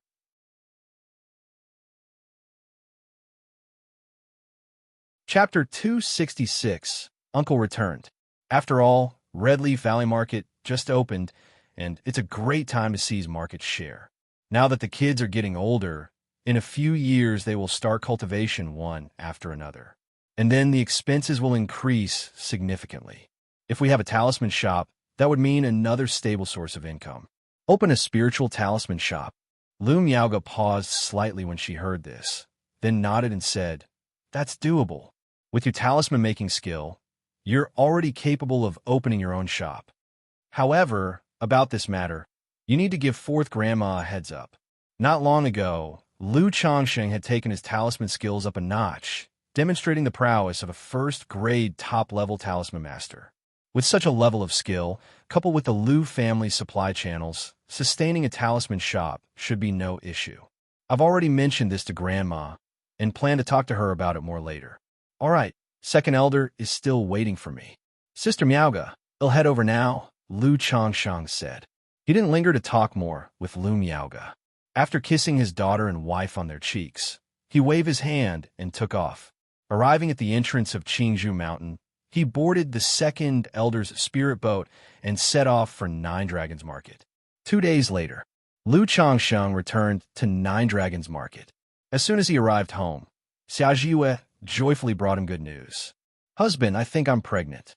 2 months ago, she had broken through from the 3rd level qi refinement to the 4th level. After Xiaxia reached the 4th level qi refinement and expressed her willingness, Lu Changsheng didn't practice contraception anymore. But whether it was bad luck or due to her spirit-nurturing physique, it took so long for Xiaxia to conceive. "You're pregnant, let me see." Lu Changsheng smiled when he heard the news, placing his head against Xiaxiu's lower abdomen. He immediately confirmed that she was indeed pregnant. "Jiue, you should rest and take good care of yourself at home from now on." Lu Changsheng gently stroked her smooth black hair and spoke softly. Even though Xiaxia only had a 7th grade spiritual root, her spirit-nurturing physique made him quite expectant of their child. He could feel his own spiritual root was almost at the juncture between 6th and 5th grade. Having another child with a 6th grade spiritual root should promote his own from 6th to 5th grade. If they were to have a child with a 4th grade spiritual root, like Xia Zhaoyang, that would be a direct leap to success. Yes, of course, Xiaxia nodded obediently, thinking about the plan to open a spiritual talisman shop in Red Leaf Valley Market. Lu Changsheng went next door to Gao He's house and knocked on the door. "Uncle Lu." The door was opened by a 17 or 18-year-old girl with a delicate visage, dressed in a moon-white embroidered garment. It was Gao He's daughter, Gao Xiaoya. The former little Lolita had grown into an elegant young lady. "Xiaoya, is your dad home?" Lu Changsheng asked. "He's not, Uncle Lu. Is there something you need from my father?" Gao Xiaoya asked, tilting her head. "It's nothing urgent. Let him know when he gets back that I have something to discuss with him," Lu Changsheng said with a smile. "All right, Uncle Lu. Won't you come in for a cup of tea?" Gao Xiaoya asked politely. "No, I have other matters to attend to." Lu Changsheng declined and waved his hand. Gao He only returned home after nightfall. As soon as he got home, he came to inquire about Lu Changsheng's business. "Brother Gao, you must have heard of Red Leaf Valley Market, haven't you?" Lu Changsheng asked. "Of course, it's the marketplace established by your Lu family of Qingzhou Mountain, the Yu family from Bai Lake Mountain, the Wugong Ridge Zheng family, and the Hunterbirds Lake Bai family." Gao He responded, nodding his head. As a talisman master, he also had his own information channels. Therefore, he was aware of the annihilation of Red Leaf Valley and the subsequent transformation into a marketplace by the 4 major families. "I'm planning to open a talisman shop in Red Leaf Valley Market and wanted to ask if you're interested in coming over as the resident talisman master." Lu Changsheng got straight to the point. Although he intended to open a spiritual talisman shop in Red Leaf Valley, having managed a talisman shop in Nine Dragons Market for so many years, he knew that it was difficult to run a shop alone. Especially in the initial stages, there are many tasks that require attention. He alone would definitely be overwhelmed. So, he would undoubtedly need to hire help. Having known Gao He for many years, Lu Changsheng was aware that aside from his occasional indulgences and pleasures, his character was reliable. A reliable person indeed. So Lu Changsheng thought of hiring Gao He to manage the shop for him. The position of the resident talisman master? Gao He heard this and didn't immediately answer, showing a contemplative expression. He was content with living a stable life. With no ambitious aspirations, he only wished to raise his daughter well and live out his life in peace. Currently a resident talisman master at a spiritual talisman shop in Nine Dragons Market, his life was very stable. Heading to Red Leaf Valley Market would surely be less secure than here. If you are willing, Brother Gao, you only need to manage the shop, create some talismans, and occasionally mentor apprentices. I will mostly stay out of the shop's affairs. In terms of salary, it will be increased by 50% based on your current rate. And additionally, in Red Leaf Valley Market, I have a second-order cave mansion with a spirit vein, which I can rent to you at a base price. This will also greatly improve your and Xiaoya's cultivation, Lu Changxing continued. Since he was looking to recruit someone, he had to offer a price that was enticing enough. Otherwise, why would someone agree to work for him? With you putting it this way, Brother Lu, I don't have any reason to refuse, Gao He said with a beaming smile that made his face even more prosperous. Just a 50% increase in salary was tempting to him. Adding on the second-order cave mansion, he had no reason to refuse at all.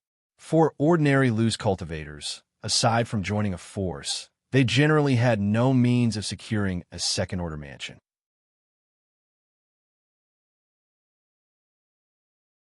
Chapter 267, Uncle Returned. All right, let's settle like this.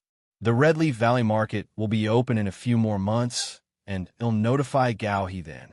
Seeing the other party agree, Lu Changxing also nodded. Okay, no problem. Gao He nodded in agreement. Gao He, how are you doing with superior grade talismans now? Lu Changxing inquired. Gao He had also become a superior grade talisman master, but the specifics he wasn't too clear on. Although he had chatted with Gao He about talismans over the years, it was not exactly frequent. I have about a 50% success rate with Golden Light Barrier talismans. As for Nectar talismans, only a 30% success rate, and for Escape talismans, merely 10%. Gao He shook his head and sighed. Hearing this, Lu Changxing immediately spoke out, discussing and offering guidance to Gao He about talismans. After all, the man was considered his own family's resident talisman master, so spending some time guiding him was not a big deal. Additionally, by doing this, it allowed Gao He to serve him better. 3 months flew by in a blink. During this time, the fourth elder also learned of Lu Changxing's intention to open a talisman shop in Redleaf Valley. She didn't say much about it, but instead supported Lu Changxing's idea. After all, with his talisman-making skill, it would indeed be a pity to rent out the shop. She soon arranged for another talisman master to preside over the spiritual talisman shop in Nine Dragons Market. This allowed Lu Changxing to stop going there and return to Qingzhou Mountain to rest. Qingzhou Valley, inside the practice room. Lu Changxing sat cross-legged with hands positioned towards the heavens, cultivating. 7 sharp sword chi swirled around him gracefully, making his skin feel cold. Huff. It's almost 3 to 4 months away from the 9th level energy refinement. Lu Changxing exhaled lightly, concluding today's routine cultivation. He could clearly feel that his spiritual power was likely to reach perfection in a few months, at which point he could challenge the 9th level energy refinement. For him, advancing from the 8th to the 9th level was not an issue. The process was as natural as the flow of water. Leaving the practice room, Lu Changxing went to his study to draw talismans as usual. After creating 1 supreme talisman and 2 superior grade talismans, Lu Changxing went to the courtyard to spend time with his wives and children. Lu Qingshan and Lu Qingzhu could now walk. Lu Qingshan, while possessing a spiritual body, seemed no different from any normal child. If anything, he was just more lively and active. This made Lu Changxing secretly wonder if his son would inherit his mother's personality as he grew up. If he were to become like the second miss in temperament, he would probably bring a fair amount of trouble for his father. At that moment, Lu Changxing received a message. The Redleaf Valley Market was going to open in 10 days. 10 days. Upon hearing this message, Lu Changxing nodded slightly. He sent letters to inform Hong, Yi, and Gao He about the news. He planned to go there once the Red Leaf Market opened. Although the marketplace would not attract many cultivators when it just opened, and it would need some time before the traffic picked up, opening a shop required advance arrangement and preparation. Upon a solemn, hallowed, and eerie high platform. Hoo! The platform was surrounded by golden flagpoles. The black flags flying from the poles were embroidered with various vivid and lifelike demons. Now, the flags flapped loudly, turning into billowing demonic chi, which caused visions of terrifying demons to emerge. At that moment, the white-haired young man sitting cross-legged on the platform suddenly opened his stunning eyes. They were dark and profound, with a crescent lotus pattern surfacing at his brow. The The crescent lotus was blood red, exuding an evil charm, and wrapped him in a powerful and boundless aura, like a ferocious tiger or dragon. Kitsukidu, Sami, Prajnaparamita Sami, Kitsukidu, Prajnaparamita Sami. The white-haired young man abruptly voiced a deep and mysterious chant. The low, resonating sound summoned a blood-colored figure with 3 heads and 6 arms behind him to slowly take shape. This blood-colored figure also seemed to chant, causing the voice to grow increasingly eerie and tremendous. It sounded as if countless voices blended together, causing the platform to tremble continuously as the flag's demons submitted to the blood figure with 3 heads and 6 arms. Not bad, befitting my disciple. You have not disappointed me. As he spoke, a youth in a black robe, with aged eyes and a sinisterly handsome face, appeared on the platform. He looked down at the white-haired young man, smiling satisfactorily as he clapped his hands. You once promised me that if I were to establish the Demon Dao Foundation, you would let me return once. Xianxia looked toward the youth before him with a detached expression, his voice somewhat husky. As your master, I will not break my promise. The black-robed youth laughed softly, then called out, "Hey, Chio." After a short while, a surge of qi that resembled a black serpent came rolling in. It transformed into a muscular man in black armor, his body covered in black demonic patterns, his features deep with evil intent.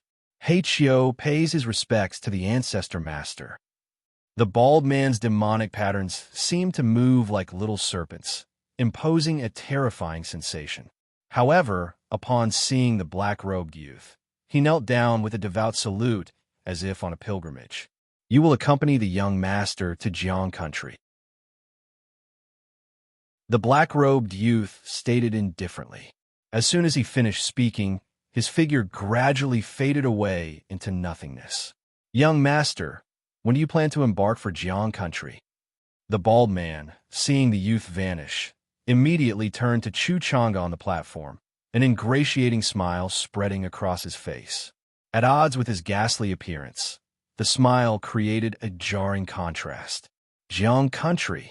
Xianxia paused slightly, his eyes flickering with an unusual light. His husky voice then declared, "Now."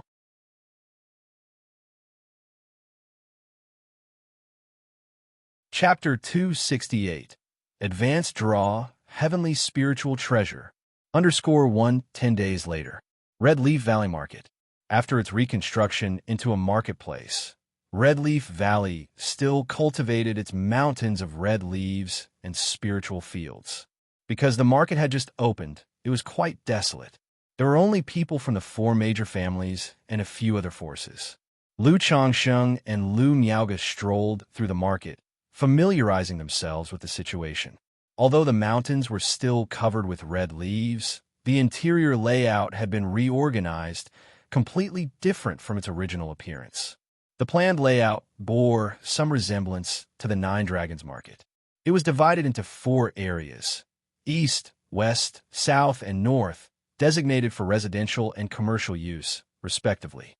Shops used by the major families were basically located in the best spots within the commercial area. The location of Lu Changsheng's shop wasn't great, but it wasn't bad either. On the commercial street. When purchasing the shop from Hong Yi, Lu Changsheng had also become aware of its price.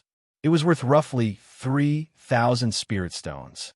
In a few years, maybe even a few decades, once the market's foot traffic increased, its value could potentially rise substantially. As for Hong Yi's shop, its location was quite ordinary. It was situated on a rather secluded street. One reason was that only shops at this level were still available for external sale. Another was that the Rui Marquis Mansion had limited financial resources. They could at most bring out 1,800 spirit stones. While wandering with Lu Miaoge, Lu Changsheng received a transmission from Gao He. "Sister Miaoge, I have something to take care of. I need to go over there," Lu Changsheng said to Lu Miaoge. Go ahead," Lu Miaoge replied, her white dress and gentle demeanor giving her an air of serenity. Suddenly, Lu Changsheng went to meet Gao He at the market entrance and brought him to his own shop. This shop wasn't big, barely 200 square meters in size, with a 3-story structure. "Brother Gao, this shop will be in your care from now on," Lu Changsheng said to Gao He. "For now, I can supply 3 supreme talismans and some superior grade talismans every month.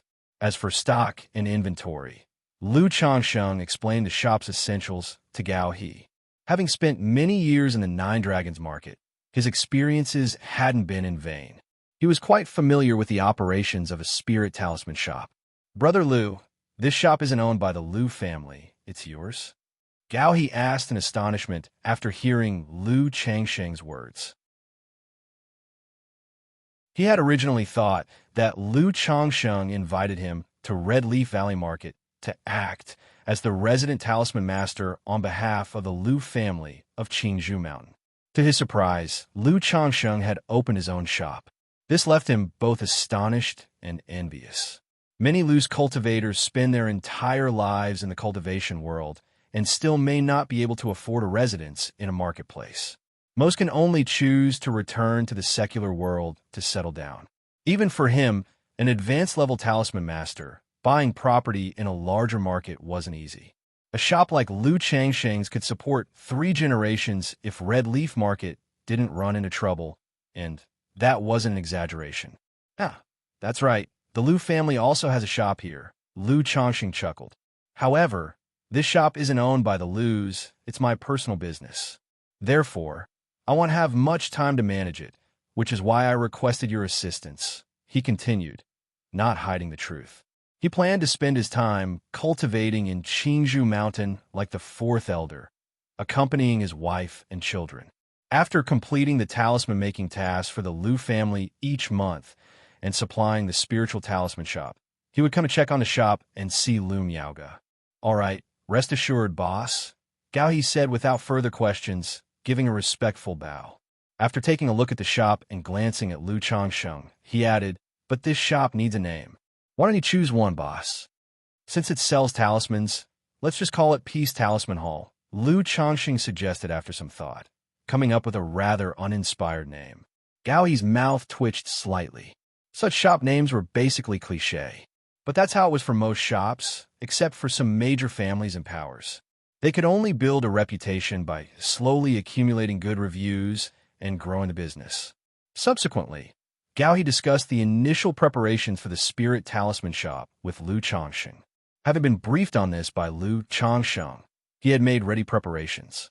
Lu Changsheng knew that Gao He had put in the effort when he heard this. He had even thought that if it didn't work out, he could ask the Lu family for support. After all, it would be foolish not to use resources that were readily available. Suddenly, Lu Changsheng also discussed the second-order cave mansion with Gao He. He had seen the mansion. It wasn't big, just 100 square meters. But for rent, it could fetch 80 to 90 spirit stones a year. Once the foot traffic increased, he estimated it could be rented out for 100 spirit stones. Lu Changsheng then rented it to Gao He for a base price of 80 spirit stones per year. "Thank you, boss." Gao He gratefully accepted the offer. He planned to clear a path in the Nine Dragons market and, at the same time, bring over his daughter, Gao Xiaoya. After chatting for a while, Lu Changsheng left and went to the Lu family's spiritual talisman shop.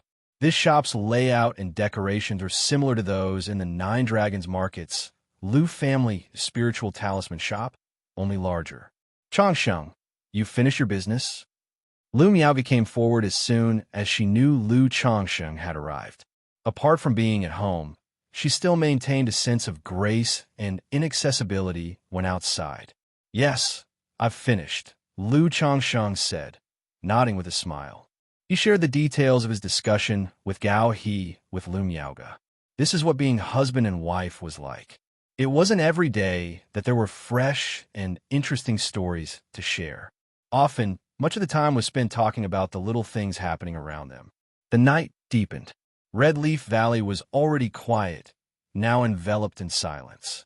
Apart from the guards tasked with patrolling, most had entered the realm of dreams.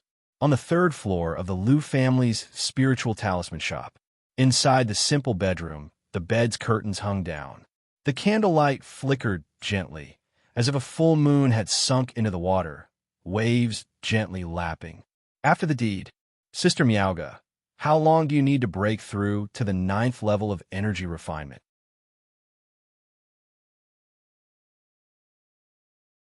Chapter 269, Advanced Draw, Heavenly Spiritual Treasure. Lu Changsheng embraced the warm, soft jade and asked softly, due to the previous assassination attempt, and because of her pregnancy and childbirth, Lu Miaoga had only broken through to the 8th level of energy refinement 3 months ago. It should take about 5 or 6 years. Lu Miaoga was still immersed in the afterglow of her cultivation session, her cheeks flushed with a beauty that seemed beyond compare. 5 to 6 years. Lu Changsheng heard this and nodded slightly. He understood that at Lu Miaoga's current pace of cultivation, waiting for her to reach perfection in energy refinement and then to attempt foundation establishment would likely take more than a decade. In more than 10 years by then, maybe I could get a genuine foundation establishment elixir. Moreover, after I reach foundation establishment, I can consider passing on the split sword technique, Lu Changsheng thought to himself. Now that Lu Miaoga was his wife, the mother of his children, he naturally paid more attention to her cultivation and foundation establishment. It's nothing, I was just asking. I want to help you with your cultivation to reach foundation establishment sooner, Lu Changsheng whispered to the beauty before him. Then, capturing her tender lips, they continued their cultivation. Among all his wives and concubines, only Lu Miaoga, who was also at the 8th level of energy refinement, produced the best results when dual cultivating with him. A single session of dual cultivation was almost equivalent to half a month of solitary cultivation. Lu Miaoga's cheeks were flushed, her brows gently curved, her eyes gleaming like water, her teeth biting down on her cherry lips. After spending half a month with Lu Miaoga in Red Leaf Valley Market, Lu Changsheng returned to Qingzhou Mountain. The distance between Red Leaf Valley and Qingzhou Mountain made his travels much more convenient. On the 3rd day after returning to Qingzhou Mountain, the maid Jiang Luyue gave birth to a child. This child did not possess a spiritual root, but at the moment of the child's birth, a system prompt arrived as expected. Congratulations, host. The number of your offspring has reached 100. You are awarded one advanced lottery draw. Advanced lottery? Lu Changsheng raised his eyebrows upon hearing this. Previously, when he had 50 children, he received a designated draw, which allowed him to choose any category for the draw. He hadn't expected that reaching 100 children would warrant an advanced lottery draw. If the regular lottery is this powerful, won't the advanced lottery skyrocket? At this moment, Lu Changsheng couldn't help but feel excited and anticipatory. He immediately rushed to his study to start the lottery draw. System, I want to draw the lottery, Lu Changsheng thought to himself. Instantly, a deep red virtual lottery wheel appeared. It was different from the previous lottery wheels. This wheel had only 4 sections: cultivation technique classics, elixirs, heaven and earth treasures, and spiritual pet treasures. The regular lottery can draw orthodox level cultivation techniques. Could the cultivation technique classics drawn from the advanced lottery be above the orthodox level? And if the pets from the regular lottery are heavenly grade bloodline pets, wouldn't the advanced lottery possibly give true spirit beast cubs? Lu Changsheng looked at the advanced lottery wheel in front of him and couldn't help but look forward to it. That feeling of anxious anticipation for the lottery had arisen again. Curious about what reward he would receive this time. System, draw the lottery. Lu Changsheng didn't think too much, took a deep breath, and slowly exhaled. With a mental shift, the brilliant gold light appeared on the advanced lottery wheel and began to spin rapidly. After 5 seconds, the light gradually slowed. Finally, with Lu Changsheng's heart pounding, the gold light settled on the spiritual pet treasure section. Ding! Congratulations, host, for obtaining a heavenly spiritual treasure. 9 treasure, jade, rui. The reward has been distributed to the system space. The host can check it at any time. A green rui image, inlaid with what looked like 9 stars, emerged from the lottery wheel accompanied by a system notification tone. Heavenly spiritual treasure. 9 treasure Jade Rui. Lu Changsheng, seeing the reward he obtained, was immediately delighted. He hadn't imagined that he would draw a heavenly spiritual treasure. The treasures used by cultivators are categorized from low to high as magic artifact, magical treasure, spiritual treasure, and heavenly spiritual treasure. Heavenly spiritual treasure, the supreme treasure that only nascent divine cultivators could wield and use. It was rumored that treasures of this level had their own artifact spirits with autonomous consciousness and the ability to think. Unexpectedly, through the advanced lottery, he had drawn a treasure of this level. If a heavenly spiritual treasure has an artifact spirit, it should automatically bond with its master just like a pet does. I wonder if the grand old artifact spirit can give me a boost, Lu Changsheng thought hopefully to himself. Then he turned his attention to the heavenly spiritual treasure in the system space. Spiritual treasure, 9 treasure Jade Rui grade, heavenly spiritual treasure. Description: before the demise of the divine Lord of 9 heavens, he gathered the essence of all heavenly stars, infused it into the myriad spirits jade, and finally refined it with his 9 great divine abilities. It contains 9 great divine abilities, mysterious and unfathomable, and possesses immense power. Only a person with great magical power can activate it, so the grade is just heavenly spiritual treasure, without detailed grades. Lu Changsheng looked at the information of the treasure and felt surprised. This made him recall something he read in an ancient tome. A heavenly spiritual treasure is fundamentally superior to even the finest of the supreme spiritual treasures. Therefore, it is beyond the categorizations of low, middle, high, and supreme. Regardless of whether it's categorized or not, the 4 words heavenly spiritual treasure are enough. Lu Changsheng didn't dwell too much on this point. With a mental spirit, he extracted the heavenly spiritual treasure from the system space. Immediately, a beautifully crafted, glossy jade rui about the size of a baby's arm appeared. The glossy jade rui shimmered with light, glimmering like galaxies flowing, beauty beyond words. 9 stars of crimson, blood red, golden yellow, sky blue, deep blue, purple, black, dark black, and pure white were inlaid on it, so exquisite that they seemed to emit their own profound mysteries.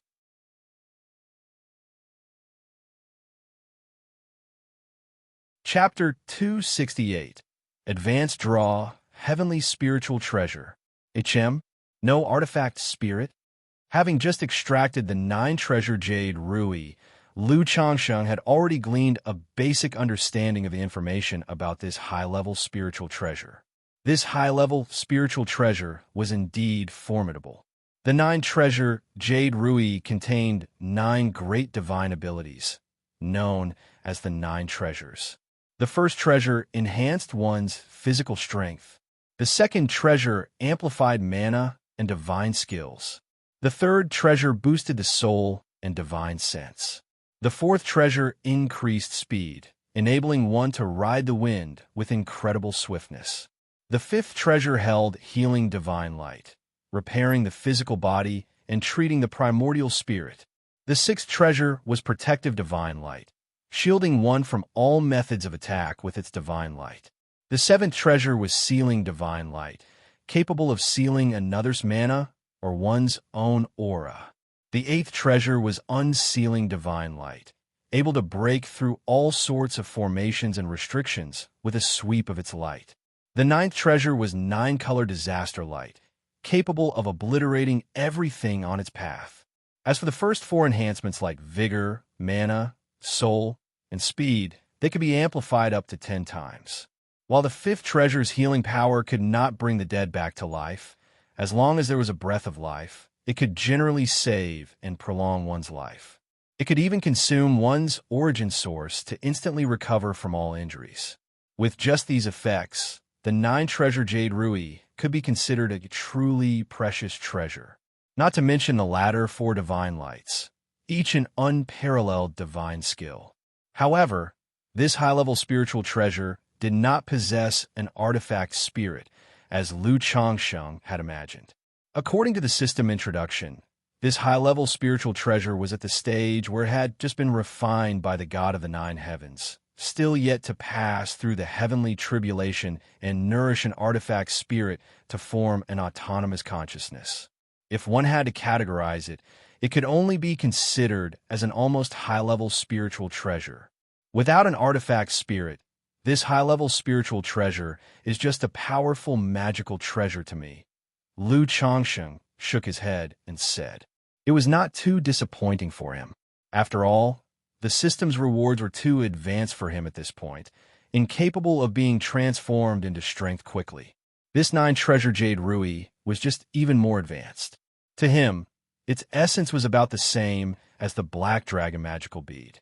Luckily, I have the 100 Refinements treasure body art. Otherwise, having such a heavy treasure, I could only watch and let it gather dust. Lu Changsheng let out a breath. He possessed the 100 Refinements treasure body art. With this art, he could utilize any magical treasure or spiritual treasure for cultivation, incorporating them into his body to enhance the speed of his 100 Refinements treasure body art's cultivation. With the aid of the middle-grade Black Dragon magical bead, his treasure body technique advanced with incredible speed. In about another year, he could break through to the 3rd level. If he refined a high-level spiritual treasure into his body, his 100 Refinements treasure body art's cultivation speed would likely skyrocket. Moreover, once the treasure body technique is cultivated to the 5th level, the treasure bone technique can melt the magical treasure into a life-bound treasure bone. Once a life-bound treasure bone is formed, one can wield the magical treasure's divine effects without the need for the Black Dragon magical beads, origin nurturing, unlike talisman treasures that have limited power and need to be nurtured again after each use. If I were to melt this 9-treasure Jade Rui into a life-bound treasure bone, then I'd command the 9 great divine abilities of the 9-treasure Jade Rui. At this moment, Lu Changsheng murmured in his heart, thinking about the treasure bone technique in the 100 Refinements treasure body art. The current treasure bone technique could only consume a magical treasure's origin to nurture the bones, thereby exerting part of the magical treasure's power. But each time the power was drained, it would need to be nurtured again. But once the 100 Refinements treasure body art was cultivated to the 5th level and the physical body comparable to a spiritual artifact, he could then melt a magical treasure or spiritual treasure with the skull, sternum, spine, and limbs, the 7 treasure bones, into a life-bound treasure bone. Once the life-bound treasure bone was formed, the magical treasure and treasure bone would meld into one. From then on, the magical treasure's divine effects would become the cultivator's life-bound divine abilities, innate divine abilities. With the system by his side, ordinary magical treasures, which had average power and limited potential, Lu Changsheng was not too willing to melt them into life-bound treasure bones. Because once a magical treasure is cultivated into a life-bound treasure bone, that particular life-bound treasure bone can no longer assist in cultivation, nor can it refine other magical treasures into the body. Therefore, one must be extremely cautious with the 7 life-bound treasure bones of the treasure body technique. Otherwise, if one casually melds 7 life-bound treasure bones and can no longer refine magical treasures to assist in cultivation in the future, then the 100 Refinements treasure body technique would become practically useless for Lu Changsheng. But this 9-treasure Jade Rui was different. Its grade was that of a high-level spiritual treasure with an extremely high potential and contained 9 great divine abilities. Once he mastered these 9 divine abilities, his strength would receive a comprehensive boost. It's absolutely worth melting it into a life-bound treasure bone. However, my 100 Refinements treasure body art is only at the 2nd level. Even with the help of magical treasures for cultivation, it will take a long time to break through to the 5th level. Lu Changsheng shook his head and exhaled a long breath, not thinking about such long-term matters. Soon after, he sat cross-legged, wanting to see how long it would take for the 100 Refinements treasure body art to refine this high-level spiritual treasure. Even the creators of this cultivation technique from 100 Creation Mountain had never tried to use the Qi refinement realm to refine a high-level spiritual treasure. Having magical treasures refined into the body at the Qi refinement realm, which could then be used to assist in cultivation, was already remarkable. How could a high-level spiritual treasure possibly be used for such refinement? In Zhoushan Mansion City, Chu Chang'e walked through the city. He was dressed in a black, wide-sleeved robe. His normally white hair had been dyed black and was held up with a hairpin. With a stern face that, besides seeming quiet and reticent, didn't appear much different from an ordinary person. But he was followed by a tall and muscular bald man in black attire. The bald man radiated a compelling majesty, inspiring fear and trembling in those who looked upon him, deterring anyone from getting too close. Chu Chang'e stopped walking, staring at the dazzling facade of the Chu residence in front of him, taken aback and showing a look of astonishment.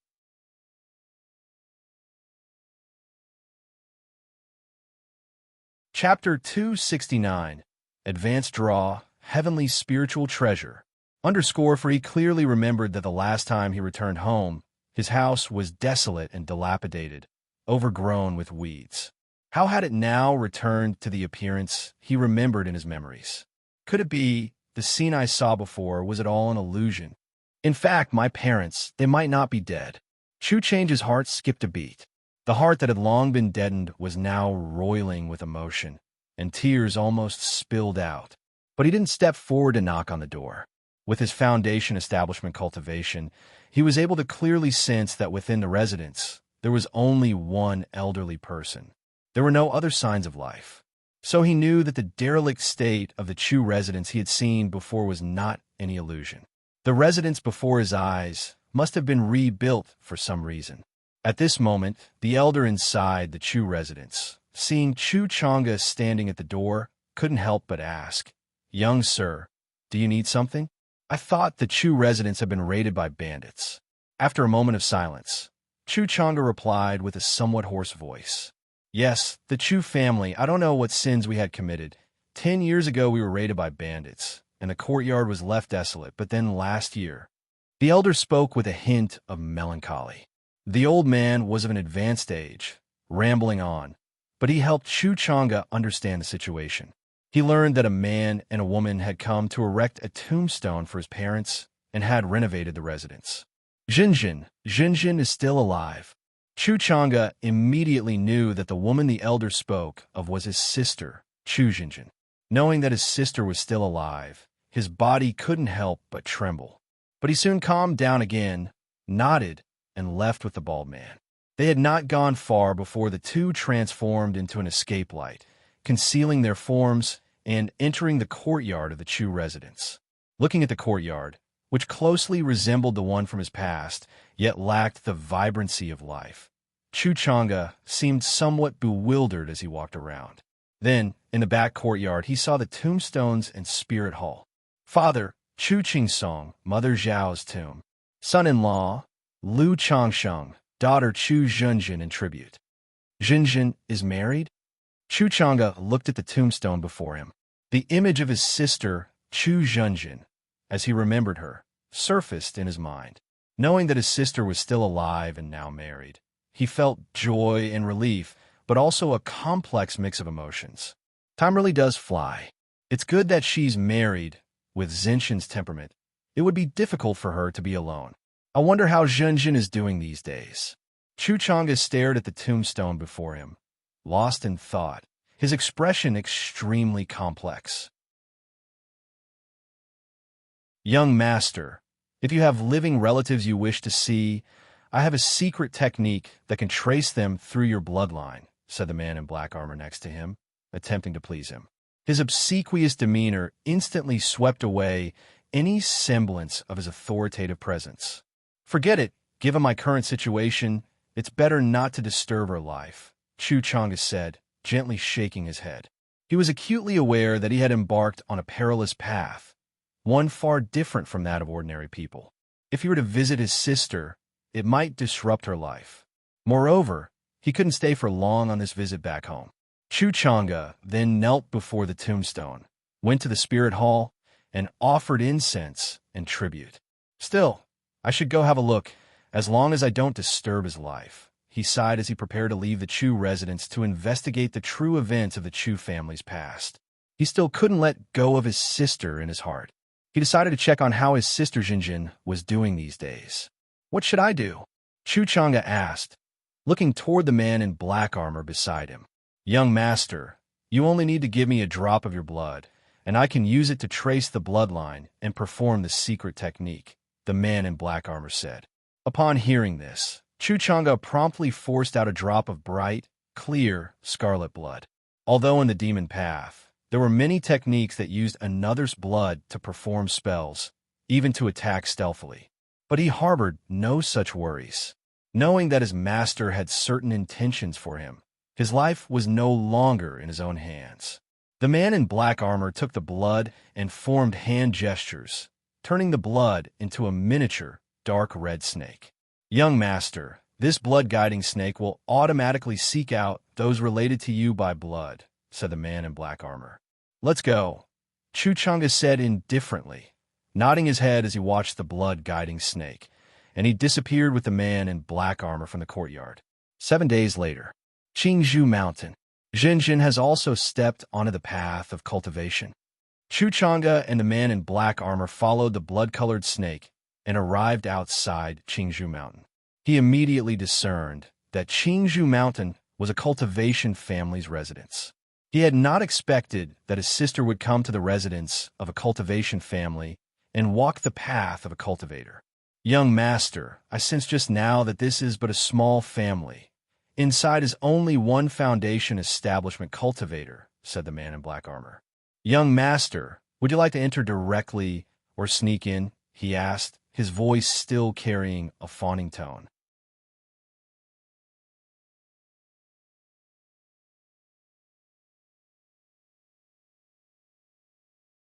The next moment, he looked carefully. He could feel a blood connection only with the infant Chu Xianxia was holding, as well as with an 8 or 9-year-old boy and a 6 or 7-year-old girl, which made him feel a kinship as their uncle. He knew only these 3 were his sister's children.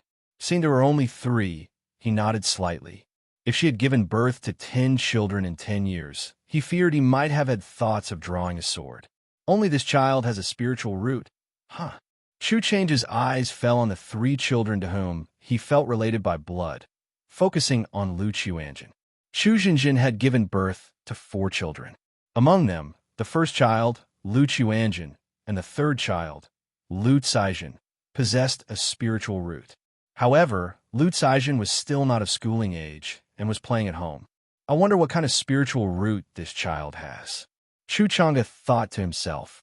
Throughout these years, although he had been constantly forced to cultivate in the darkness, he had also acquired a general understanding of the cultivation world. He knew that compared to the secular world, the cultivation world was even more brutal, a stark world of survival of the fittest, selection of the superior, and elimination of the inferior. If his nephew's spiritual root was mediocre, he would face many hardships when he began cultivating as he grew up. Sigh. Xianxia sighed. His heart had become numb and silent over the years. But at that moment, he couldn't help feeling sentimental. He was not only worried about his sister's life, but also, by extension, concerned about his nephew's situation. He shook his head slightly, choosing not to dwell further on these thoughts. Aware of his current situation, how could he afford to care about others? Watching Chu Xianxia and others chat and laugh as they gradually moved away, he closed his eyes. Let's go. Xianxia reopened his eyes, determination shining within them. He turned and walked toward the exit of Qingzhou Mountain. Now that he had seen his sister and knew she was living well, he felt at ease. He was acutely aware of his current circumstances. If he had too much contact with his sister, he would only bring harm upon her. What he needed to do now was to live well, strive to survive, and improve himself, until he possessed the strength to control his own destiny. No matter how dangerous the future might be, whether it was fortune or calamity, this was his only choice, his only path. Just as his master had said, in this world, only one's own strength is eternal. A breeze blew through, rustling the bamboo, causing a sense of utmost comfort and peace. Chu Jinjin, who was talking to Lu Changsheng, seemed to sense something. She suddenly turned her head, looking in the direction of Chu Chang'e. But there was nothing there. Jinjin, what's the matter? Lu Changsheng asked Chu Jinjin. Nothing. Chu Jinjin gently shook her head, dismissing the indistinct feeling. Lu Changsheng was unaware of Chu Change's visit. His daily life continued as usual, cultivating, making talismans, and spending time with his wife and children. There was just one more thing he did, refining the 9-treasure jade rui. Indeed, the 9-treasure jade rui, a heaven-reaching spiritual treasure, proved to be 100 times harder to refine than the black dragon magical bead had been. Even with the profound origin bead in his possession, and spending 1 or 2 hours a day on its refinement, it would probably take 3 to 5 years. Although this period was long, he was very much looking forward to the effects of fully refining the 9-treasure jade rui and integrating it into his body.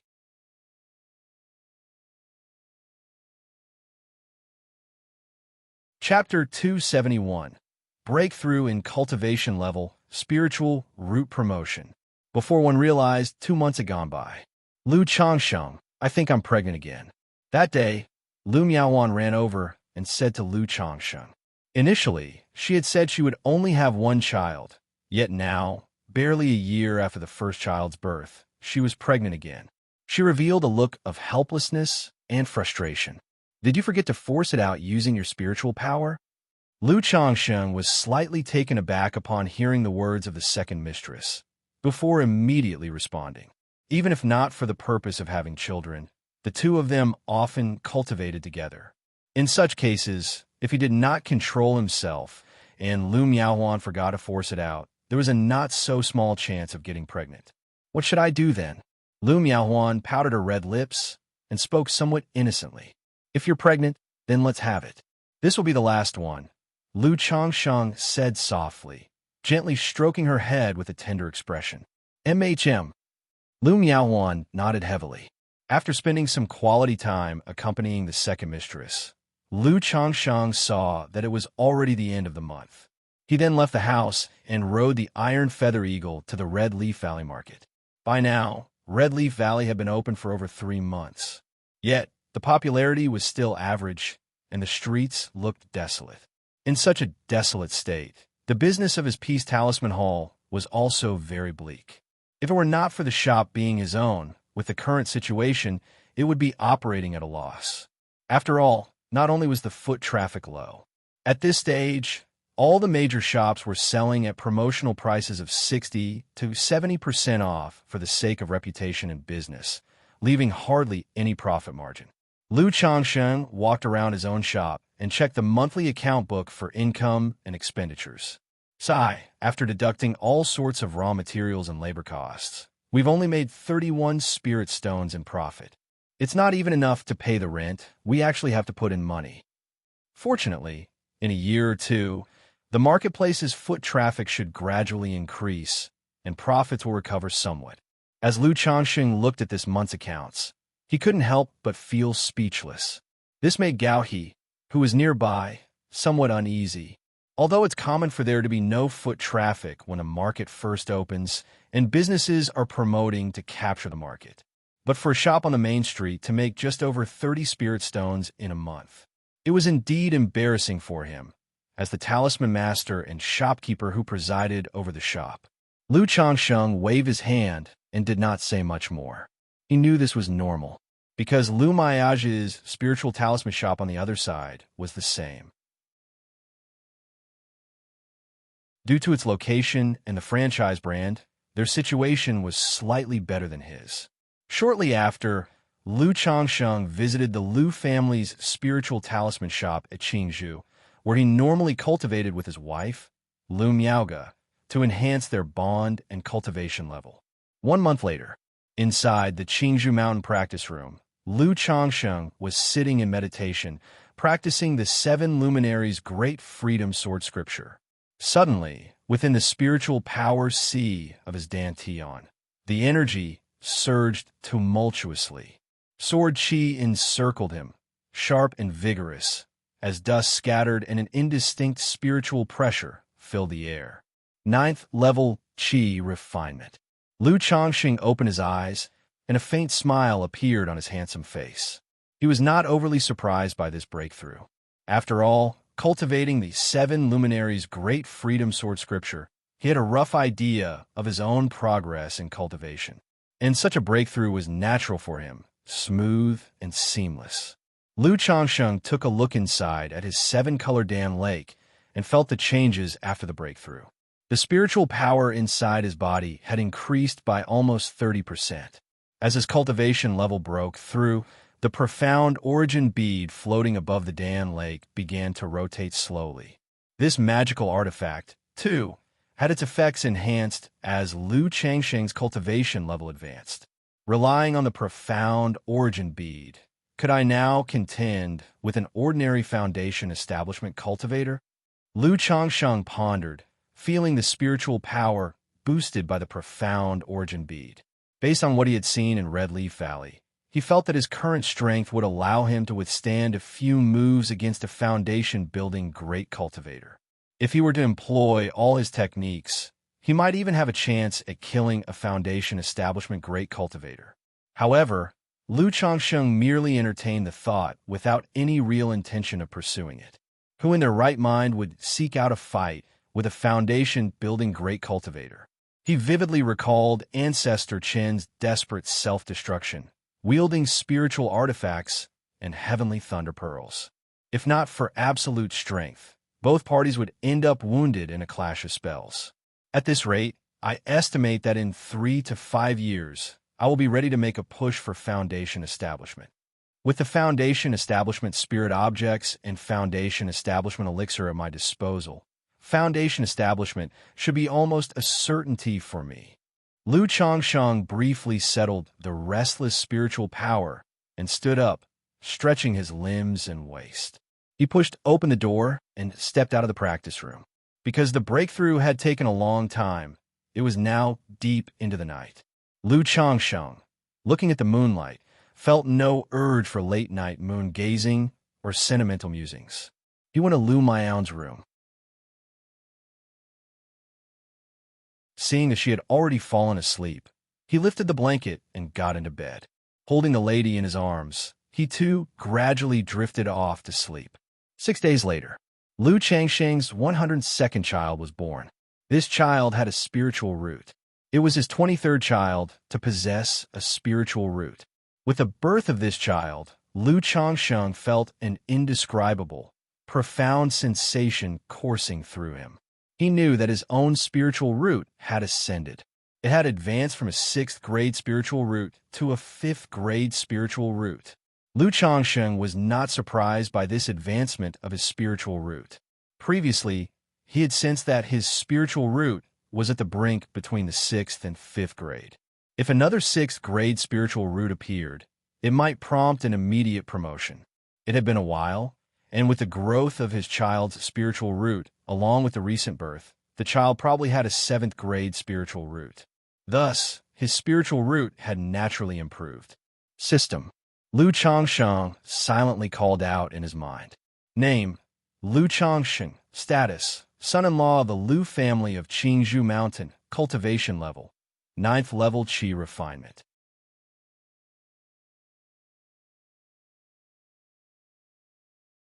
Chapter 272. Breakthrough in cultivation level, spiritual root promotion. Lifespan, 30/156. Talent, 5th grade spiritual root, Gongjin body constitution, medium grade spiritual body. Cultivation technique, 100 refinements treasure body art, 7 luminaries great freedom sword scripture, yin-yang harmony technique, immortal beauty technique. Spell, 7 luminaries sword glow, 7 luminaries sword shield, 7 luminaries sword escape. Items, 9 treasure jade rui, golden light brick talisman treasure, black dragon magical bead, book of malevolent. Curses and fates life substituting talisman, profound origin bead, 2nd rank puppet. Skills, talisman making 2nd rank, puppet second rank. Spiritual pets, 9 netherhound, peach blossom goo, 6-winged golden silkworm, offspring. 102 out of 107, a 5th grade spiritual root, the same as Sister Mayaja's, another step closer to the heavenly spiritual root. Moreover, it also helped me a bit more with foundation establishment. Lu Changsheng looked at the spiritual root level on the system's interface and smiled, looking at the talent column that listed the Gung Jin body constitution. As time passed, he could feel that this Gung Jin body constitution was also improving in effectiveness as his son, Lu Qingshan, grew up. Spiritual bodies should fully form along with physical development, probably around the age of 11 or 12. Lu Changsheng thought to himself. A question suddenly occurred to him. Now that he himself possessed the Gung Jin body constitution, if he were to have another child with the Gung Jin body constitution, what would happen? Could the Gung Jin body constitution advance and become a high-grade spiritual body? And what if the next spiritual body was conflicting with the Gung Jin body constitution? Could it cause a conflict of spiritual bodies and problems with his own body? Lu Changsheng's mind wandered with these thoughts. After a while, Lu Changsheng figured this was something he'd only know after the birth of his second spiritual body child. Looking at the system interface in front of him, Lu Changsheng saw his age. He suddenly remembered he had inadvertently turned 30. 30 years old, 9th level energy refinement, this cultivation level, in a cultivation family like Qingzhou Mountain, would also be considered a genius. Lu Changsheng murmured to himself. Yet, he wasn't overly proud of this. At this age, being at 9th level energy refinement might be considered genius in a family like Qingzhou Mountain, but within the immortal sex, it would only be considered average. However, he didn't mind this aspect. After all, his forte was having a solid foundation and being a late bloomer. Having the speed was already good enough. Not striving for the short term, but aiming for lifelong achievements. Besides, starting from scratch as the son of a poor farmer with a 9th grade spiritual root and having a system, he was quite content with his achievements after relentless efforts over just 12 years. There's a saying, at 30, one should stand firm. Now, with 7 wives, 11 concubines, 24 maids, and 107 children, I guess I can say I've established something, right? Lu Changsheng suddenly thought to himself. Time flew by, and half a year passed in the blink of an eye. During this period, Lu Changsheng's spiritual root children increased by 2. Both of these children also possessed spiritual roots. This brought the total number of his offspring with spiritual roots to 25, earning him a chance to draw a prize. Unfortunately, his luck with the draw was not very good. He drew a 2nd rank Spirit Slaughterer skill from the Hunter Cultivation skills. The Spirit Slaughterer skill allowed Lu Changsheng to skillfully handle most demon beast carcasses without causing waste or damage during skinning, deboning, tendon extraction, and marrow retrieval. But for Lu Changsheng at the moment, this skill was quite superfluous and destined to be used. After all, he had the skill of talisman making, which meant he didn't need to rely on the Spirit Slaughterer skill for a living. He never went out to hunt demon beasts for a living, because he did not need to rely on selling their materials. However, among the 2 children that were born, the child of Xianxia possessed a 6th grade spiritual root. This delighted Lu Changsheng immensely. After all, among his more than 100 children, there were 25 with spiritual roots. But only Lu Qingshan had a middle grade spiritual root. The child of Xianxia was his 2nd child to have a 6th grade spiritual root.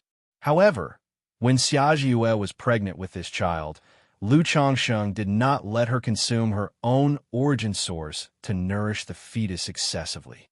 Otherwise, Lu Changsheng felt that Xianxia, who was in the energy refinement middle stage, could have given birth to a child with a 5th grade or even a 4th grade spiritual root. But with the precedent set by the mother of Xianxia, Lu Changsheng would not do such a thing. He could never bring himself to let a child's mother consume her origin source to the point of depletion and death for the sake of childbirth. He also planned not to let Xianxia have any more children in the short term, and instead to let her rest and cultivate properly. He would wait until she reached the energy refinement late stage to discuss this matter. Even Lu Changsheng was thinking, if Xiaxia broke through to the foundation establishment stage, could she rely on her spirit-nurturing physique to conceive a child with a high-grade spiritual root?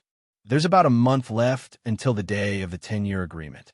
I wonder how Fei Yu is doing. On this day, after Lu Changsheng completed his routine cultivation and talisman making, he remembered that there was about a month left until the 10-year agreement they had made. He was also curious about the current situation of Han Lin, Xianxia, and Zhao Qingqing, who were cultivating in the immortal sects, curious about how they were doing after these 10 years, whether the gap was gradually widening. At the same time, he thought about Li Feiyu, who had been out adventuring for so long without any news, and wondered how he was faring. In the blink of an eye, another half-month passed by. Just as Lu Changsheng was preparing to go to the Rui County city for a gathering, he received a letter. It was a letter from Li Feiyu. In the letter, Li Feiyu first talked about his own situation, stating that all was well with him. Thanks to the talismans and spirit stones that Lu Changsheng had given him, he had also broken through to the 5th level energy refinement. He was currently exploring a precursor's cave with others and was not sure he could rush back in time for the 10-year rendezvous. Therefore, he had someone deliver the letter in advance. If he did not return in time, he asked Lu Changsheng not to worry or miss him. He also urged Lu Changsheng to inform Han Lin, Xiaoxia, and Zhao Qingqing about this. Alas, Feiyu has ultimately chosen this path. Lu Changsheng sighed lightly as he read the letter. He had previously guessed that Li Feiyu, by venturing out, would eventually follow a path similar to Xia Long's, obtaining resources by hunting demon beasts, exploring precursors' caves, and secret realms. Or rather, this was the only way for most loose cultivators to stand out and seize the chance for foundation establishment.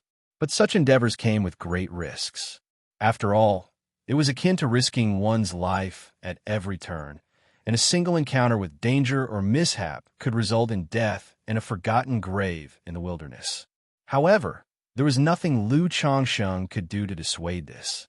Not everyone can live like him, safely marrying wives and concubines and having children with the expectation of the great Tao unfolding before them. Nevertheless, Lu Changsheng felt that the reason Li Feiyu might not come to the rendezvous was not just because he was held up by matters, but also because the gap among the 6 of them had grown too vast. Li Feiyu was once promising in his youth. But 10 years ago, among the 6, it was Li Feiyu who was in the worst situation. Now, 10 years later, Li Feiyu had still spent most of his time in vain. How could his proud nature endure that? Alas, Lu Changsheng sighed again, hoping that Li Feiyu was safe and well. Flames appeared in his hand, and he burned the letter to ashes. After informing his wives and concubines, he mounted the iron feather eagle and set off towards Rui County City.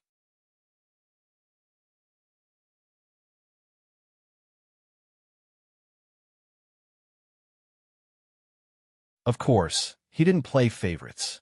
He did the same for all the children. Witnessing this, the nearby martial masters were filled with reverence. All right, everyone's tired. Let's go have a meal. Lu Changsheng patted the children's heads and led them to have breakfast. The breakfast was very rich and nutritiously balanced. After all, this was a time when the children were growing. In this aspect, Lu Changsheng never stinted. He also wasn't short on money. After eating, Lu Changsheng took Lu Pingan and the other children to the backyard to feed the 9 Netherhound. Raised for so many years, the 9 Netherhound had grown as robust as a bull. Its mouth full of intersecting sharp fangs, and its body covered in jet black fur that shone like satin. Last year, the 9 Netherhound had progressed to a first-grade middle-stage demon beast. But for Lu Changsheng, it meant little.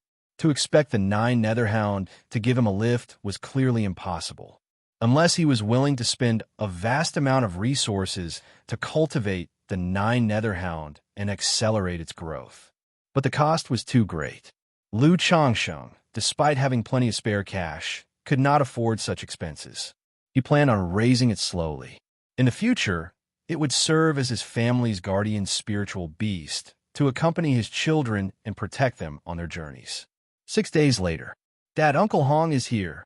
While Lu Changsheng was chatting in the backyard with his wives and children, a little one ran over and exclaimed, "You guys keep playing, they'll head over there." Hearing this, Lu Changsheng guessed it might be Xianxia, Zhao Qingqing, and Han Lin who had arrived, so he left to greet them. After seeing Hong Yi, the latter indeed confirmed that Han Lin, Xianxia, and Zhao Qingqing had arrived and were outside the city. Hearing this, Lu Changxing nodded and went with Hong Yi to receive them from outside the city. As the two approached the city gates, they immediately saw 2 women and 1 man, 3 figures coming their way. It was Xianxia, Zhao Qingqing, and Han Lin. Xianxia was dressed in pale moon white, with long black hair cascading down to her waist. Her strikingly beautiful face had not changed much in the past 10 years. Skin fair as jade, features delicate and elegant, she was breathtaking. But her overall appearance and demeanor had undergone an earth-shattering transformation compared to 10 years ago. Back then, she was characterized by her forthrightness and vivacity. Her face wore a bright smile that was as warm as the spring sun, easily inviting favor from those around her. The current Xianxia, however, had a cool countenance. Her aura was like that of the pure, untouchable moon shining high above, serene, noble, detached from the world. She was someone people would admire from afar, wary of approaching her without due reverence. Lu Changsheng, observing Xiaoxia's transformation, felt somewhat astonished. He was curious about what she had encountered over the past 10 years that had led to such a drastic change. Although she looked similar, she seemed like a completely different person. If it weren't for her presence with Zhao Qingqing and Han Lin, Lu Changsheng would hardly be confident that this was Xiaoxia. Meanwhile, Zhao Qingqing and Han Lin, aside from appearing a few years older and more mature, had not changed much from 10 years earlier. Daoist Xiao, Daoist Zhao, Daoist Han. Lu Changsheng did not ponder further, but greeted them with a smile and a clasped fist. Hong Yi also seemed surprised by Xiaoxia's change, but did not scrutinize further. With an open and natural smile, he clasped his fists and said, "My fellow Taoists, you've been well, I trust." Taoist Hong, Taoist Lu. Xiaoxia and her companions nodded to Lu Changsheng and Hong Yi, greeting them in return. They looked at Lu Changsheng, their eyes reflecting a similar surprise as they observed his demeanor, much like how Lu Changsheng and Hong Yi had reacted to seeing Xiaoxia.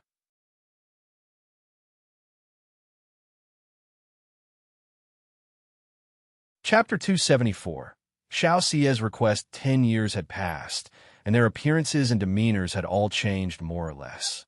Take Hong Yi, for example, who now wore a purple, luxurious brocade robe and a purple gold crown on his head, and had grown a beard at the corners of his lips. Compared with 10 years ago, the whole person seemed countless times more mature and composed. Yet Lu Changsheng still had the appearance of a 20-year-old. His handsome and vibrant face still vaguely reflected the contours of 10 years prior, but his entire being appeared even more ethereal and graceful, refined beyond the mortal realm. Beholding him was like seeing a graceful, flawless beauty, noble and unsullied, like an orchid or a jade tree in spring, bestowing upon others a sense of serenity and detachment. If not for knowing Lu Changsheng's situation, they would have believed him if he claimed to be a core disciple of an immortal sect or a descendant of a grand cultivation family, given his temperament and looks. As Xiaoxia approached and saw Lu Changsheng, an inexplicable emotion surged within her heart, causing it to suddenly flutter. This supreme forgetful love technique that she was cultivating involuntarily began to circulate. This is Xiaoxia paused slightly in surprise. She noticed that upon seeing Lu Changsheng, her heart, which was as tranquil as the bright moon, began to ripple slightly. After cultivating the supreme forgetful love technique, her heart had become like the moon in the sky, undisturbed by emotions and untrapped by feelings. No matter the event, it was difficult for anything to move her or cause a disturbance within her. However, at this moment, seeing Lu Changsheng made her heart flutter, involuntarily initiating the circulation of the supreme forgetful love technique. Could it be this is the opportunity, the catalyst for my breakthrough? Xiaoxia's eyes, as cold and moving as the stars and the moon, reflected her thoughts. Having cultivated the supreme forgetful love technique, her cultivation level had reached the perfection of qi refinement. Yet, due to her state of mind, she had always been unable to break through. Her master Yin Wanshang had given her 3 years. Now half of those 3 years had passed. She had also realized that she could not break through on her own. She must venture out, temper her heart in the mortal world, and use external forces to facilitate the breakthrough. That was the purpose of her coming down the mountain for this meeting. Thinking of the remaining year and a half, she planned to travel in the mortal realm in search of that breakthrough opportunity. Unexpectedly, she had just left the mountain and met with old friends, which had caused her heart to quiver and the supreme forgetful love technique to activate automatically. Why isn't Li Feiyu here?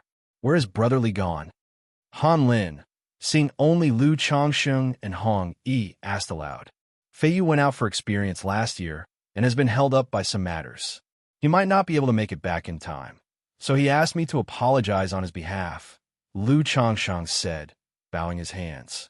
I didn't expect Brotherly to have gone out for experience. Hearing this, Han Lin nodded slightly and didn't say much else. The 3 of you have had a tiresome journey. I have already made arrangements at the Rui Tower, still the same condensing immortal pavilion as before, Hong Yi said, stepping forward to lead the way. Presently, the 5 of them walked and talked on their way to the Rui Tower, the condensing immortal pavilion. Please take a seat, Hong Yi said with a cheerful smile after everyone was seated, serving spiritual tea and spirit fruit to the guests. Compared to 10 years ago, this reunion clearly lacked the same ease and familiarity. One reason was that their relationships had only been average to begin with. Having not seen each other for 10 years, and with only the occasional exchange of letters. Another was that 10 years ago, there were those who livened up the gathering and steered the conversation. But now, with Xiaoxia's cold and fairy-like demeanor, she hardly spoke.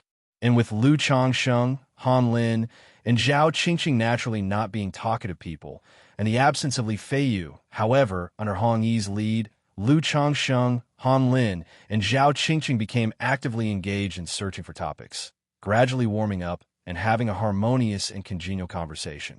In the course of the interaction, Han Lin and Zhao Qingqing mentioned some of the happenings within the Qingyun sect and great events of the cultivation world, while Lu Changsheng and Hong Yi spoke of some worldly matters, events within the marketplaces.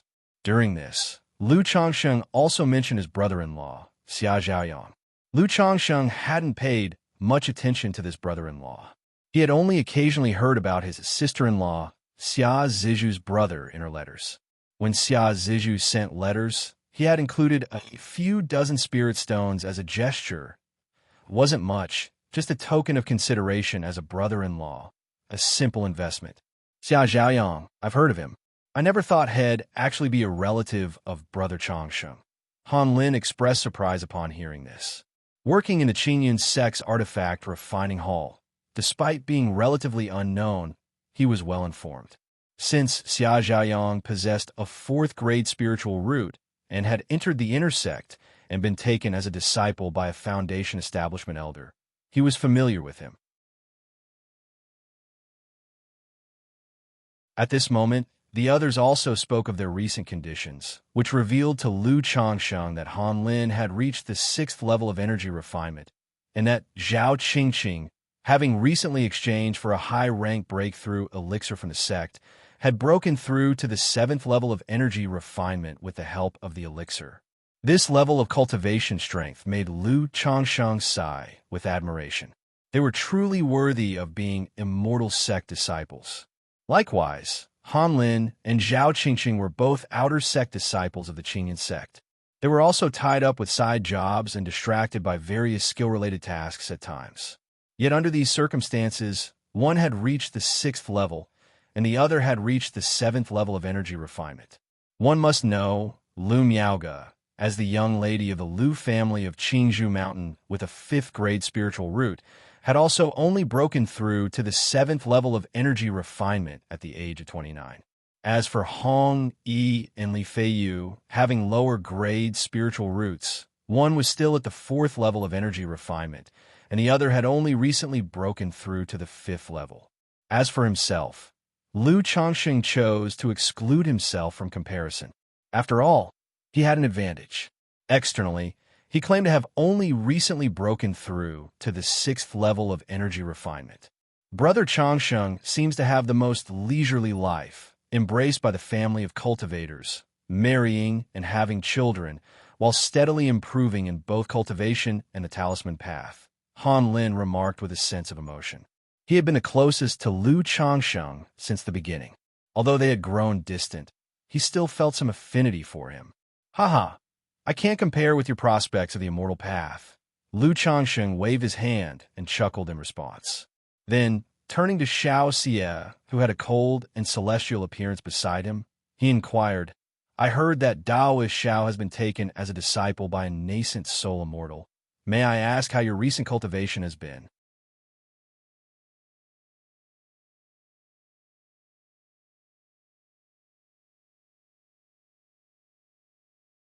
Otherwise, how could there be such a dramatic change after just 10 years of cultivation? However, despite his speculation, this was not the kind of thing Lu Changsheng would inquire about further. In the cultivation world, one's constitution and cultivation methods are exceedingly private matters. Then let me extend an early congratulations to Taoist Xiao on a successful foundation establishment. Hong immediately picked up his teacup in a daze and said so.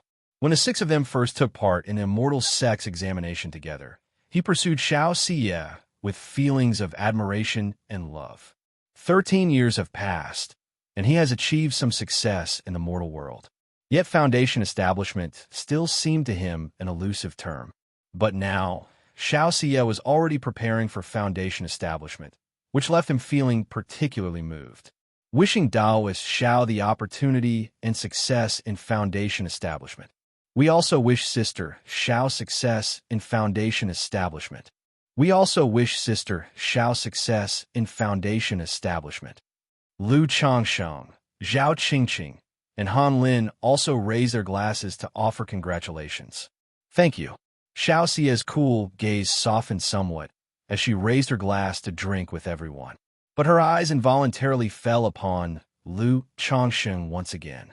She discovered that whenever she looked at Lu Changsheng, her heart experienced a faint, almost imperceptible flutter.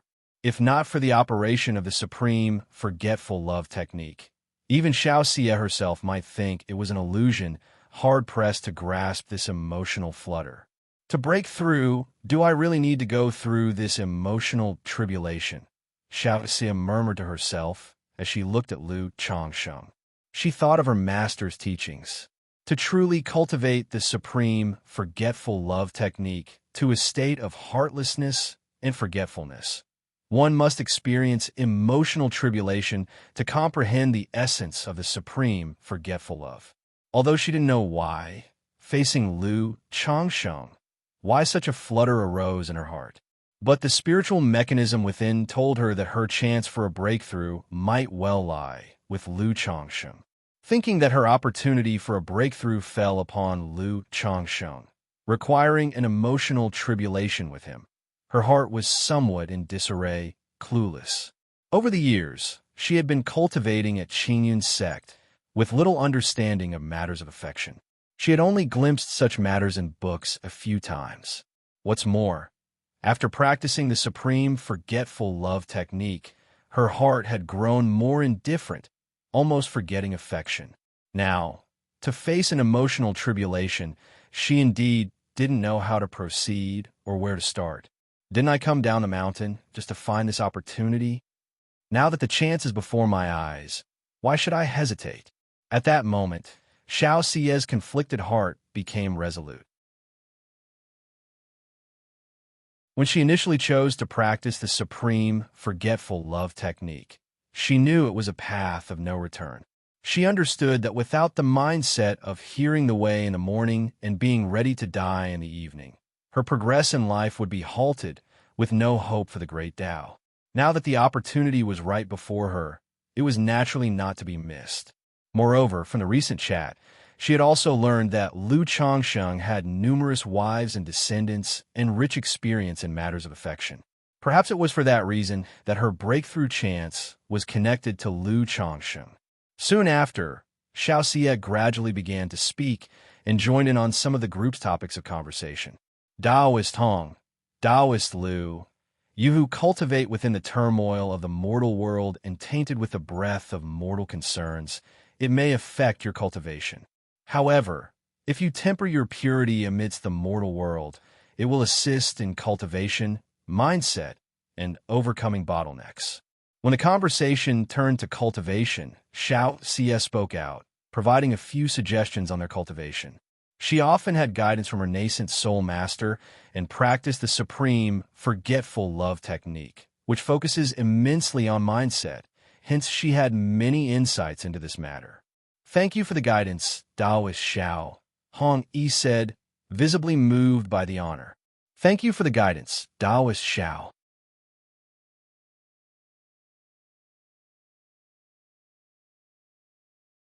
Chapter 276. Xiaoxia's request _4 Lu Changsheng also bowed slightly, roughly understanding that this concept was not far off from his own initial thoughts. It's not about guidance, just a few suggestions, he said. Although Xiaoxia's visage was cold and detached, like a fairy from the moon palace above the 9 heavens, her words carried no arrogance and were very gentle. Thus, with Xiaoxia's participation, the atmosphere of the conversation became even more harmonious. Especially in the aspect of cultivation, Xiaoxia, a fairy who had achieved perfection in qi refinement, often illuminated the path for others with just a few words, leading to great epiphanies and gains. This also made Lu Changsheng realize the importance of companionship within wealth, companionship, law, and land. In the lengthy process of cultivation, nearly everyone would face some difficulties and doubts. If one were to work in isolation, it would be hard to get far. But with a mentor and a group of like-minded Taoist friends to exchange thoughts with, things would be much better. During the conversation, Xiaoxia also occasionally asked Lu Changsheng about some matters and questions of everyday life. This was also her reason for engaging in the conversation and chat. From Lu Changsheng, she saw the opportunity for her own breakthrough. However, she couldn't directly bring up emotional tribulations or matters of cultivation. She needed to observe and understand Lu Changsheng's situation first. After all, emotional tribulations could harm oneself and others if not handled well, and affect others. Although her emotions had gradually become indifferent, she wouldn't become cold-hearted just for the sake of cultivation. Lu Changsheng was somewhat surprised by this concern. But hearing that Xiaoxia's descent from the mountain was mainly for mortal heart tempering, he didn't mind. After all, they had all experienced many worldly affairs. However, Xiaoxia and her 2 companions had always been cultivating an immortal sex and rarely dealt with mundane chores. There is no feast that doesn't come to an end in this world. Seeing that the sun was setting, everyone concluded the gathering and bid each other farewell. Zhao Qingqing mentioned that she had a mission to do, and Han Lin was heading home to visit his relatives. Lu Taoist, I have descended the mountain to wander the secular world in search of opportunities, she said. But I'm not very familiar with many worldly and cultivation world matters, and I have no specific destination in mind. May I ask you to take me with you for a while, if possible? She asked. Before departing, Xiaoxia didn't leave immediately but turned to Lu Changsheng and spoke. She was clad in white robes purer than snow, her complexion cold and peerless like the bright moon in the sky, calm and indifferent with an aura of otherworldliness. Lu Changsheng was slightly taken aback upon hearing this. However, from their recent conversation, he knew that Xiaoxia's descent was for mortal heart tempering and to break through foundation establishment. Such a request didn't seem abrupt to him. I usually just travel between Rui Prefecture, Qingzhou Mountain, and the marketplace. If Taoist Xiao temporarily has no destination, I'm certainly willing to take her along for the journey, Lu Changsheng said, after a moment's consideration. As a disciple of an immortal sect, and moreover, a disciple of a nascent soul immortal, Lu Changsheng naturally wished to maintain a good relationship. Just taking her along for a part of his journey, as far as he was concerned, was not a troublesome matter, so he agreed without hesitation. Whether or not it bore fruit, he would still be owed a favor by her. The favor of a disciple of a nascent soul immortal from an immortal sect also counted as a connection and backing, especially since his Qingzhou Mountain was under the jurisdiction of the Qingyan sect. "Thank you, Lu Daoist," Xiaoxia said, her cool eyes revealing a hint of warmth, like a night blooming Sirius unfolding. "I've always been in the secular world and have some understanding of the cultivation world. Why didn't you ask me?" He remained silent on the side, but couldn't help feeling a tinge of sourness in his heart.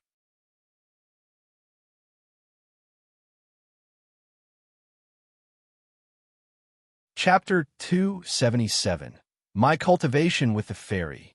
One under the envious gaze of Lu Changsheng left with Xiaoxia. "I wonder how Taoist Xiao plans to travel on this trip?" Lu Changsheng asked Xiaoxia. Since he had agreed, he naturally wouldn't just let the other stay at his home or in the marketplace without caring for her.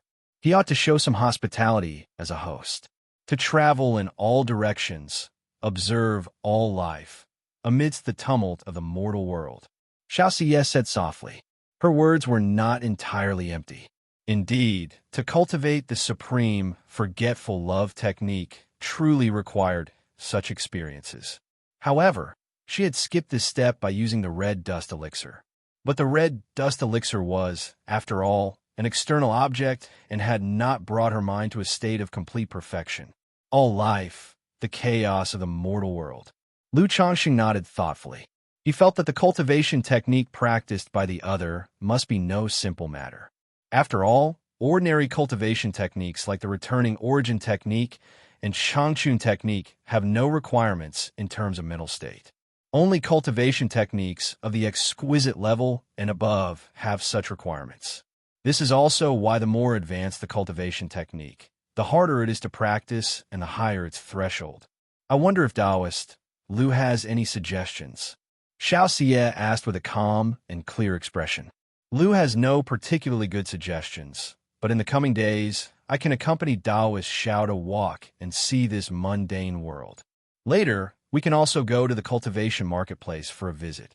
If Taoist Xiao wishes to hunt demon beasts or explore some cave heaven secret realms, I am of too low a cultivation level to be of help, Lu Changxing said.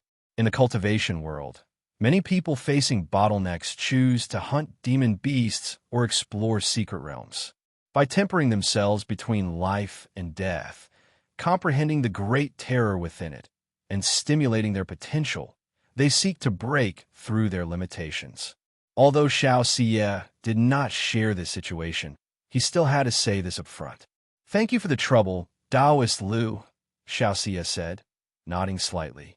Then, she looked toward Lu Changxing and asked, as ripples crossed her calm eyes, Taoist Lu, your youthful appearance, is it because you practice wood or water elemental cultivation techniques?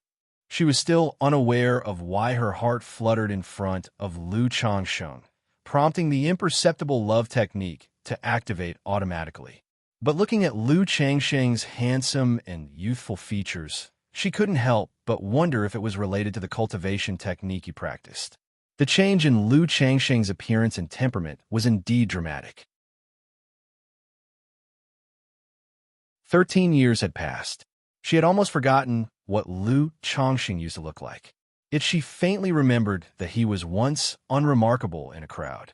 But now, even by her standards, she had to admit that Lu Changxing was incredibly handsome.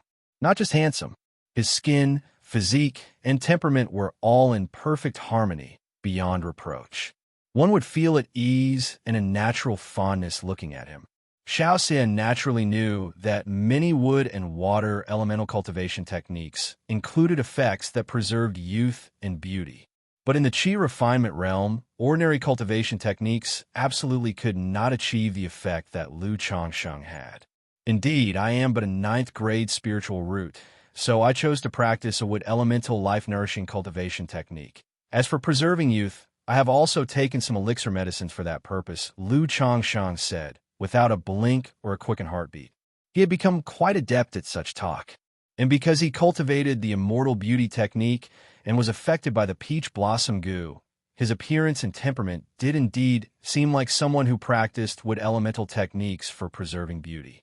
However, Xiaoxia's inquiry also made him more vigilant. He wondered if the fairy Shiyu could see something in him. After all, he was very aware of the changes in his own appearance and aura. If someone was observant enough, they might notice something. Therefore, he always used a treasure to conceal this aura in his daily life.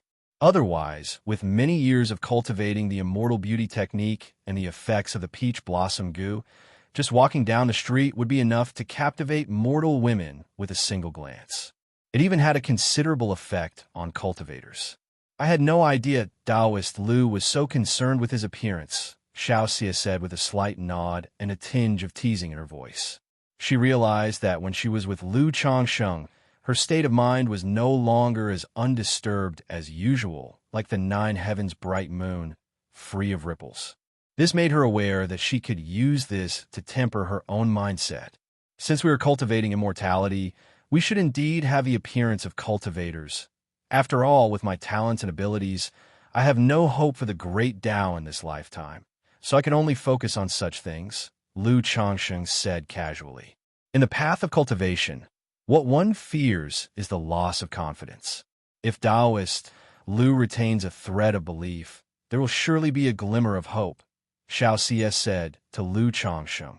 I have taken your lesson to heart, Lu Changsheng said courteously with a slight bow, acknowledging her good intentions without being stubborn about it. Then the two walked and talked together as they approached the Lu family mansion. Daddy! In front of the mansion doors, Lu Sheila sat on a small stool, eating a candied haw. Seeing Lu Changsheng return, she immediately got up and excitedly shouted. Then, the little girl's gaze shifted to Xiaoxia and she asked, Daddy, is this the new auntie? Fairy auntie. Hello, my name is Lu Sheila, the little girl said, looking adorably at Xiaoxia with her crisp voice. Ahem, this is Daddy's friend. You can call her Aunt Shiyu, Lu Changsheng said, coughing lightly after hearing his daughter's words. He didn't blame the child for speaking out of turn. Then he turned to Xiaoxia and said, Please do not take offense, Taoist Xiao. No worries, your daughter is very cute. Xiaoxia shook her head slightly. Despite her usually cold and proud expression, her eyes and voice were gentle. Gracefully smoothing her moon-white dress, she crouched down to admire Lu Xiao's charming stance and asked softly, Little sister, how old are you this year?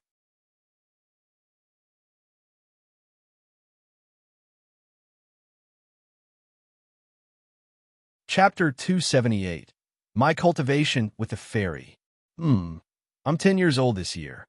Lucilla bit off half of her candied hawthorn on a stick in one bite. Then she offered it to Xiaoxia. Auntie Shiyu, Daddy said when guests come over, we should treat them well. I want to treat you to candied hawthorn. Xiaoxia was slightly taken aback. She couldn't help but think back to her own childhood. Once upon a time, she, like the little girl in front of her, had a lively face and loved to eat candied hawthorn.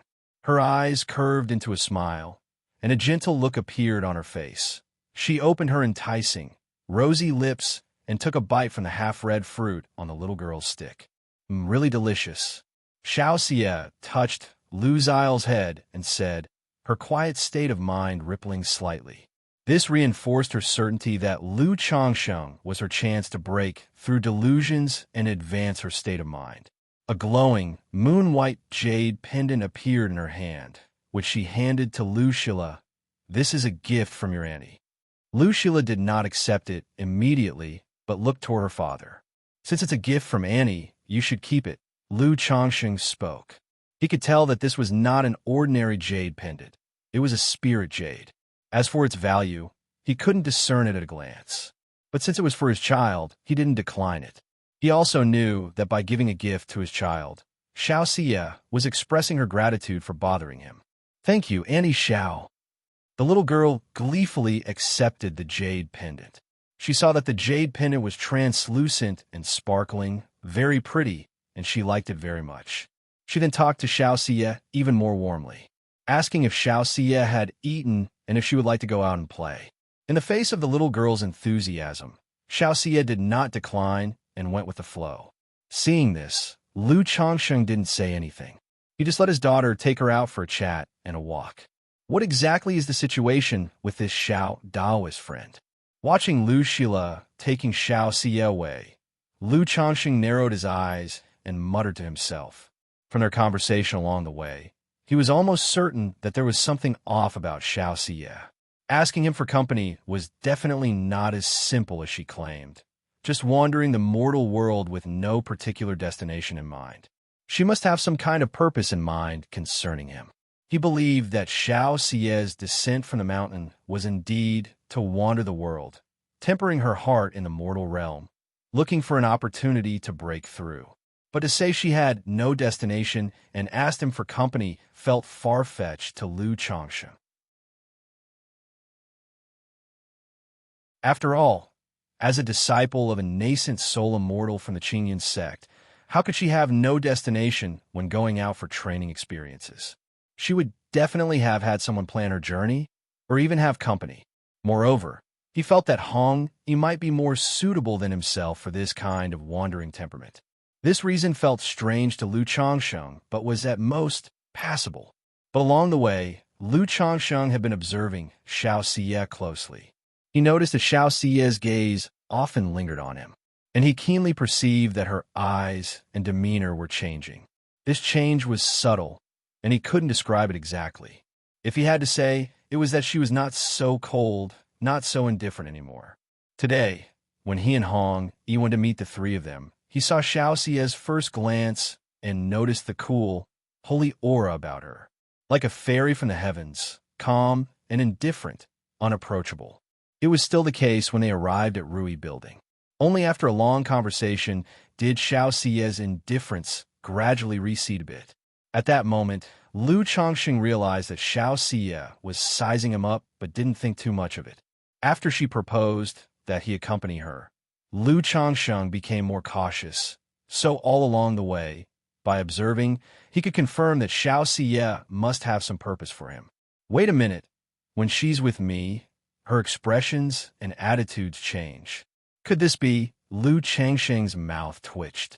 He suddenly felt like it might be akin to a goddess showing interest in someone, only then letting go of her usual aloofness. Although I'm quite charming now, it couldn't be this easy. Lu Changsheng stroked his chin. He was someone with a fair sense of self-awareness. He knew well that his charisma could be quite lethal to the opposite sex, but it was unlikely to make Xiaoxia, a fairy of her stature, fall head over heels and take the initiative to throw herself at him. Could it be? A flash of enlightenment struck Lu Changsheng's mind. His mental spirit stirred, tuning into the peach blossom goose spiritual essence within his forehead. He wanted to see if this thing was once again stirring up romantic fortunes for him. After all, his relationship with Xiaoxia was nothing extraordinary. Now that she had come down to wander the mortal realm, with such an unusual behavior, he couldn't help but speculate if romantic fortune was at play. Buzz, buzz, buzz. A faint activity arose from the peach blossom goo between his brows, conveying a sense of awareness. As if to tell Lu Changsheng, it was indeed about romantic fortune. Good heavens! Receiving this feedback from the peach blossom goo, Lu Changsheng inwardly exclaimed in surprise. Understanding that Xiaoxia's abnormal behavior was indeed related to romantic fortune, he was at a loss for words for a moment. But it also eased his mind quite a bit, knowing that Xiaoxia's request to accompany him carried no ill intent, no ulterior motive. Nevertheless, this romantic fortune is not so easy to deal with. Lu Changsheng took a deep breath and exhaled softly. To say he harbored no thoughts about Xianxia would be impossible.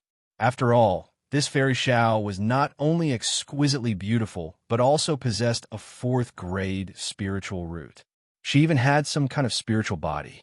If she were just an ordinary inner sect disciple of the Qingyan sect, that would be one thing, with some hope of a connection. But she wasn't just any disciple from the immortal sects. She was a disciple of a nascent soul immortal. With such status and identity, if he were to impregnate her and have children, chances are it would bring trouble. After all, being accepted as a disciple by a nascent soul immortal implies exceptional talent, and she would be entrusted with high expectations by the immortal sects, fully devoted to her cultivation.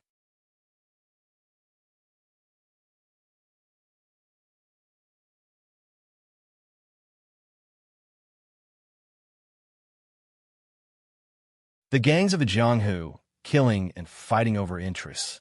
One day, Lu Changsheng took Xianxia to a village in Rui Prefecture. It was a very poor and backward village. Yellow earth facing the sky, the mud roads pitted and uneven. Fields lined the sides of the road. The crops in the fields had been completely harvested, but one could still see some emaciated and frail farmers in ragged clothing, with children carrying baskets on their backs, picking up the grains missed during the harvest in the fields. Among them were some women who had just given birth, carrying infants who were crying for food, with faces of sheer exhaustion. When they saw Lu Changsheng and Xianxia, fear and humility showed in their eyes, with stiff, ingratiating smiles. Sigh. Lu Changsheng sighed deeply at the sight. He did not know how Xiaoxia's state of mind had been these days. But the hardships of this world genuinely made him feel a heavy heart. He felt somewhat relieved, apprehensive, and panicked. Fortunate to possess a spiritual root, he had initially obtained a celestial fate. He was able to go to Qingyun's sect to participate in the immortal sect's examination. Otherwise, a peasant boy like him, even if he awakened his memories and had a system, would still face great difficulties. It would take an unknown amount of time, energy, and effort to struggle up from this lowly position. Xiao Daoist, have you gained anything in these past few days? Lu Changxing sighed lightly and asked Xiaoxia. Seeing all the hardships made him cherish his current life even more and gave him the motivation to keep striving. All living beings suffer, Xiaoxia said softly. These days, she had seen much with Lu Changsheng, and her heart was deeply touched, reaping no small gains. But she could feel that these were not greatly helpful for her own breakthrough. The main focus was still on Lu Changsheng. However, through the days of being together, Xiaoxia's heart had also sunk into the influence of Lu Changsheng. Whenever they came into close contact, Xiaoxia felt herself enveloped in a spring breeze that swayed her mental spirit, prompting the supreme, forgetful love technique to activate. But she also realized that just this was not enough, not sufficient for her to see through illusion, for her mental state to break through. She knew in her heart that she needed to go further with Lu Changsheng. Only by experiencing the so-called love trial could she truly refine her mental state, achieve great enlightenment, and see through illusion with the supreme, forgetful love. Lu Daoist has worked hard these past few days. Xiaoxia looked at Lu Changsheng and said. Her voice was no longer so cold, but much gentler. Soon after, the two returned to Rui Prefecture to prepare for their visit to the Cultivation marketplace the next day. Night fell. Because they were leaving tomorrow, Lu Changsheng naturally spent a good time with his wives and concubines.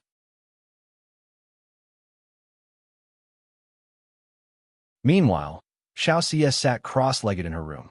Her mind was in turmoil. She couldn't fall asleep or enter a state of cultivation. Love trial. Xiaoxia understood that she had been refining her mental state and seeing through illusion with the help of Lu Changsheng. Yet, at the same time, these days had also made her troubled by the cage that was Lu Changsheng.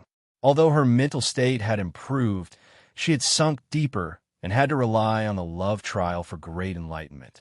She operated the supreme, forgetful love technique and suppressed her distracting thoughts.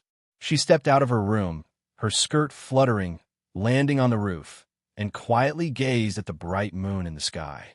The moonlight spilled over her, bathing her moon-white dress and flawless body, making her even more immaculate and noble, like the Guanghan fairy in the Moon Palace. The gentle night breeze lifted a corner of the moon-white dress, revealing the fairy's smooth, round legs, like ivory-white jade without an ounce of excess flesh, naturally perfect, unrivaled in grace and beauty. The wind also lifted the fairy's black hair. Strands of black hair and the moon-white dress swayed in the wind, dancing with the breeze, reflecting the owner's current mood and state of mind. Her bright, moon-like eyes gazed absently at a courtyard in the residence. Phew! Xianxia took a deep breath and slowly exhaled. She knew that, without a mental realization, she would never be able to refine the supreme, forgetful love technique. Immediately, a look of determination appeared in her eyes as she floated towards Lu Changsheng's courtyard. She was ready to tell him directly that she needed to experience the love trial to completely see through illusion, and not just to casually observe the myriad aspects of the world amid the muddled and tumultuous mortal life.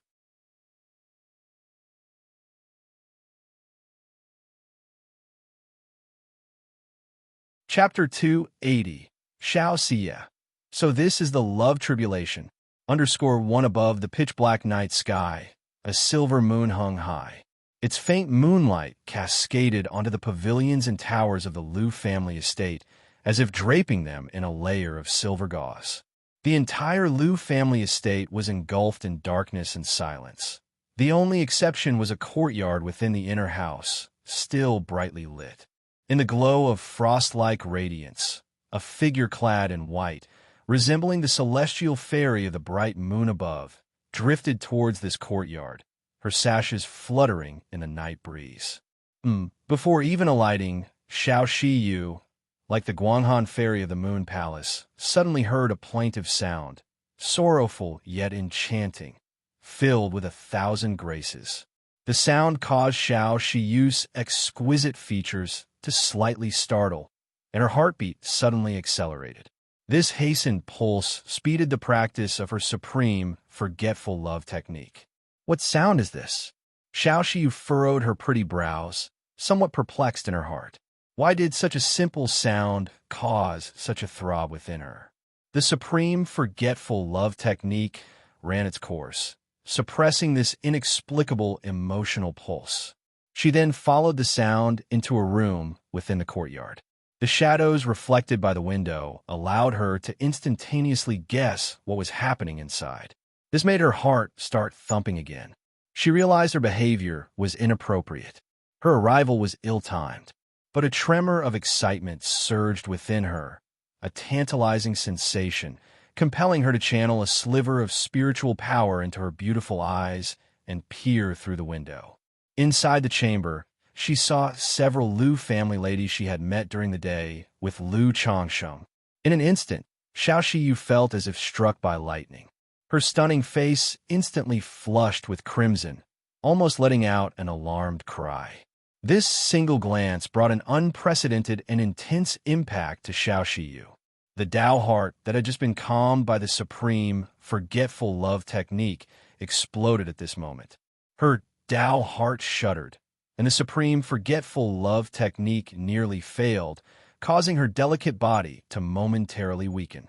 At the age of 15, she had entered the immortal sex, embarking on a single-minded path of cultivation. Though she had heard of the matters between men and women, and had read some relevant books, she was still naively ignorant. Such scenes were foreign to her, let alone such stimulating and shocking imagery. Under the moonlight, Xiaoxiu's skin shone like luminous jade, reflecting with the cool moonlight. Her serene and holy visage, usually as cool as the 9 heavens' bright moon, was now flushed like the rosy dawn, a beauty beyond compare.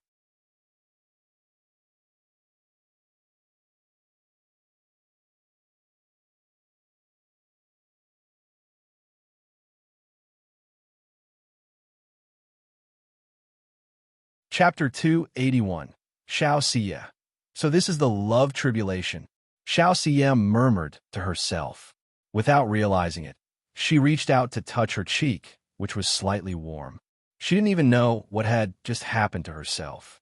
Was she bewitched? She was clearly aware of what Lu Changxing was doing, and yet she still stole a glance. If I could completely control and suppress this emotion, perhaps that would be the time when my state of mind reaches completion and I can see through illusions. As she practiced the supreme forgetful love technique, Xiaoxia's emotions gradually stabilized. But the thought of having to completely control these emotions made Xiaoxia sigh quietly. She looked up at the bright moon hanging in the night sky through her window. Somehow, the scene she had just witnessed appeared again before her eyes. It caused her freshly calmed heart to flutter slightly. Xiaoxia did not dispel the embarrassing image from her mind. Instead, she chose to confront it directly, and even tried to imagine herself in it. Because, for her, it was also a way to temper her state of mind. If she couldn't even control such emotions, how could she talk about transcending the emotional tribulation and seeing through illusions? It was unclear how much time had passed.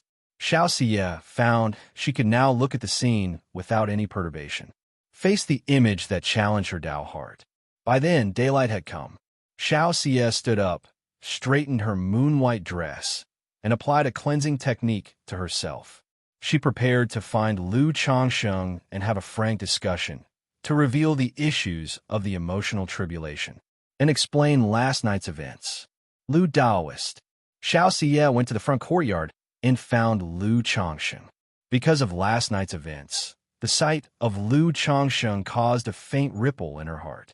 However, after a whole night of tempering her state of mind, she didn't show any unusual signs.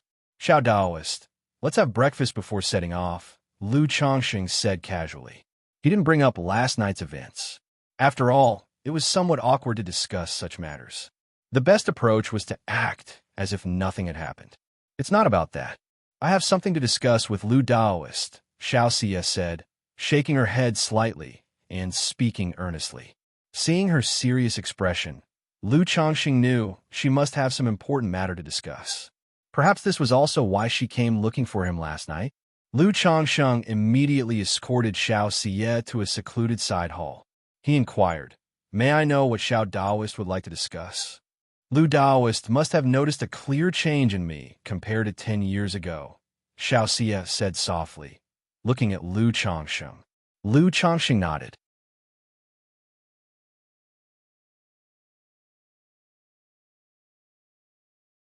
And she took the initiative to say that she was planning to travel without a particular destination in mind and asked him to accompany her. The goal was to try to overcome her emotional tribulation through him, and thus make a breakthrough. Now that she was being upfront, she likely wanted him to do something. As a good friend, helping Xiao Daoist with her troubles is naturally my unquestionable duty. I'm not sure how Xiao Daoist intends to undergo this emotional tribulation, but if I can be of help, Lu would naturally help.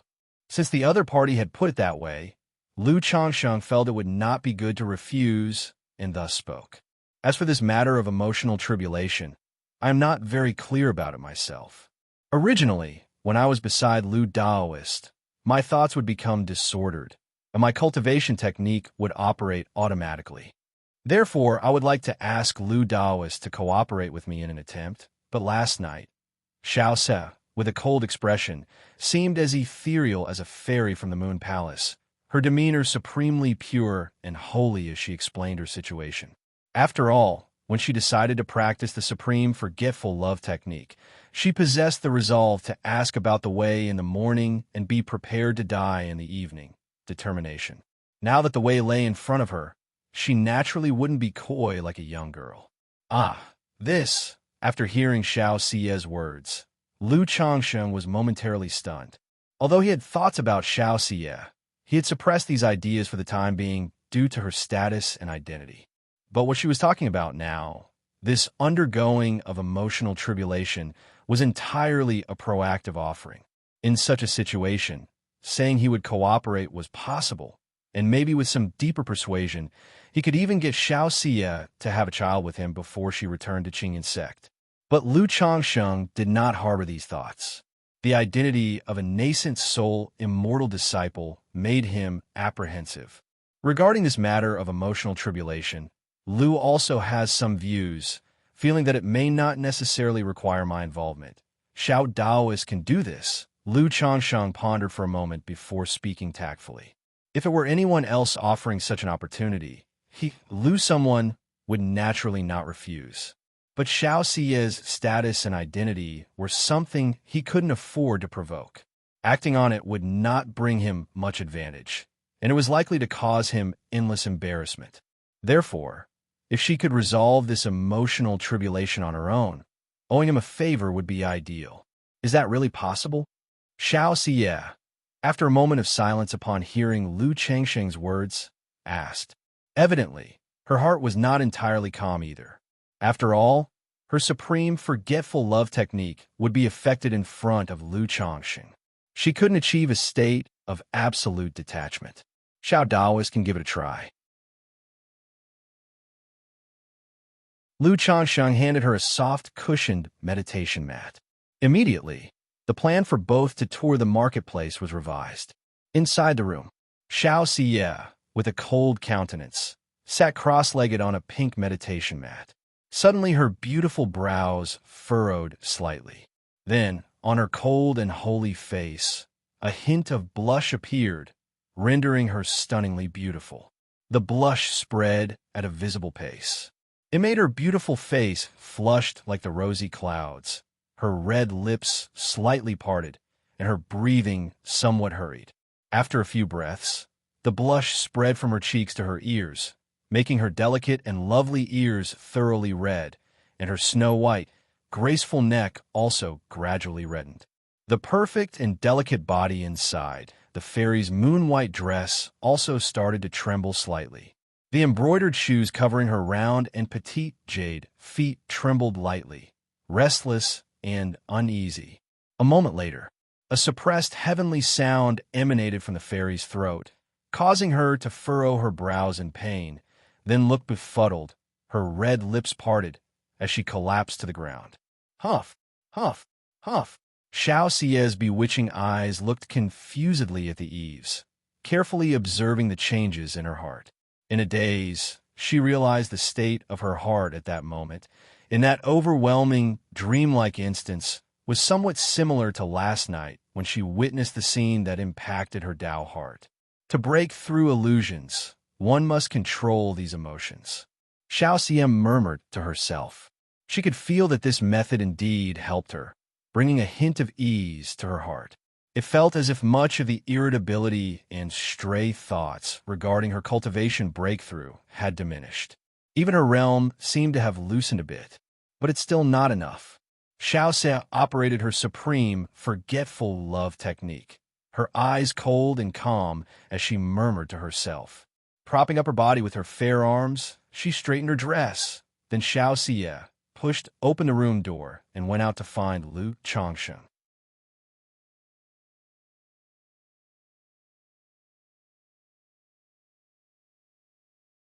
Chapter 282. Yun Wanshang. Could something have happened to Shiyu? _1 Lu Changsheng hadn't expected Xiaoxia to return to seek him out so soon. Looking at Xiaoxia in front of him, wearing a moon-white long dress with delicate features and an exceptionally ethereal and cool demeanor, Lu Changsheng couldn't help feeling somewhat guilty. After all, looking back on it now, his ideas seemed a bit off. Who would ask someone to cultivate like that? However, thinking about the unearthly beauty standing before him, as if she were a fairy from the Guanghan Moon Palace embarking on cultivation trials as he had suggested, a faint fire of irritation began to smolder in Lu Changsheng's dantian. Xiao Daoist, is the method I proposed effective? Lu Changsheng gathered his mental spirit, calmed his restless mind, and asked earnestly. Yes, Xiaoxia replied softly.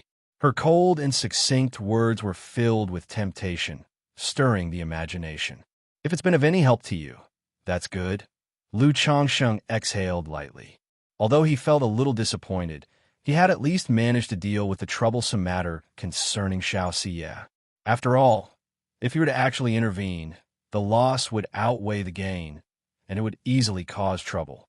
However, She can feel that this effect is not enough to break through the bottleneck. So, I will still need Lu Daoist's help. Xiaoxia's chest heaved slightly, and she spoke with her lips barely parting. A ripple appeared in her cool and calm eyes. Clearly, her heart was not as tranquil as her outward appearance suggested. After all, the supreme forgetful love technique is not about being truly without emotion, but about being so immersed in the great Tao that one remains unaffected by emotions and desires. Furthermore, she had not yet cultivated to such a level. Upon hearing this, Lu Changsheng's mouth twitched. He had not expected Xianxia to still require his assistance. This meant that what he had proposed had some effect, but it was not sufficient. He did not speak. It went without saying he could help, but the benefits did not balance out the costs. More loss than gain. Xiaoxia noticed the hesitation in Lu Changsheng. Although inexperienced in worldly affairs, she wasn't entirely naive. She knew that her request made Lu Changsheng apprehensive, probably because he was worried that such a matter would bring him trouble. Lu Daoist, she knows this matter is making it difficult for you. If Lu Daoist is willing to help, she would be immensely grateful and ready to offer thanks. Or if Lu Daoist has any requirements, please feel free to make them.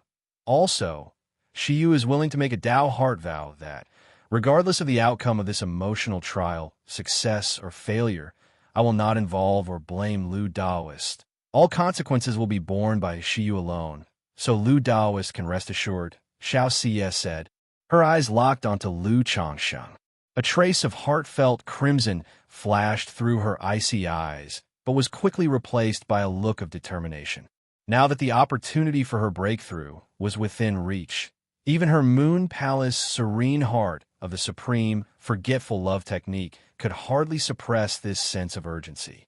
Lu Changsheng, upon hearing these words, pursed his lips. He could tell that Xiaoxia was sincere, and he was quite pleased with her proactive approach.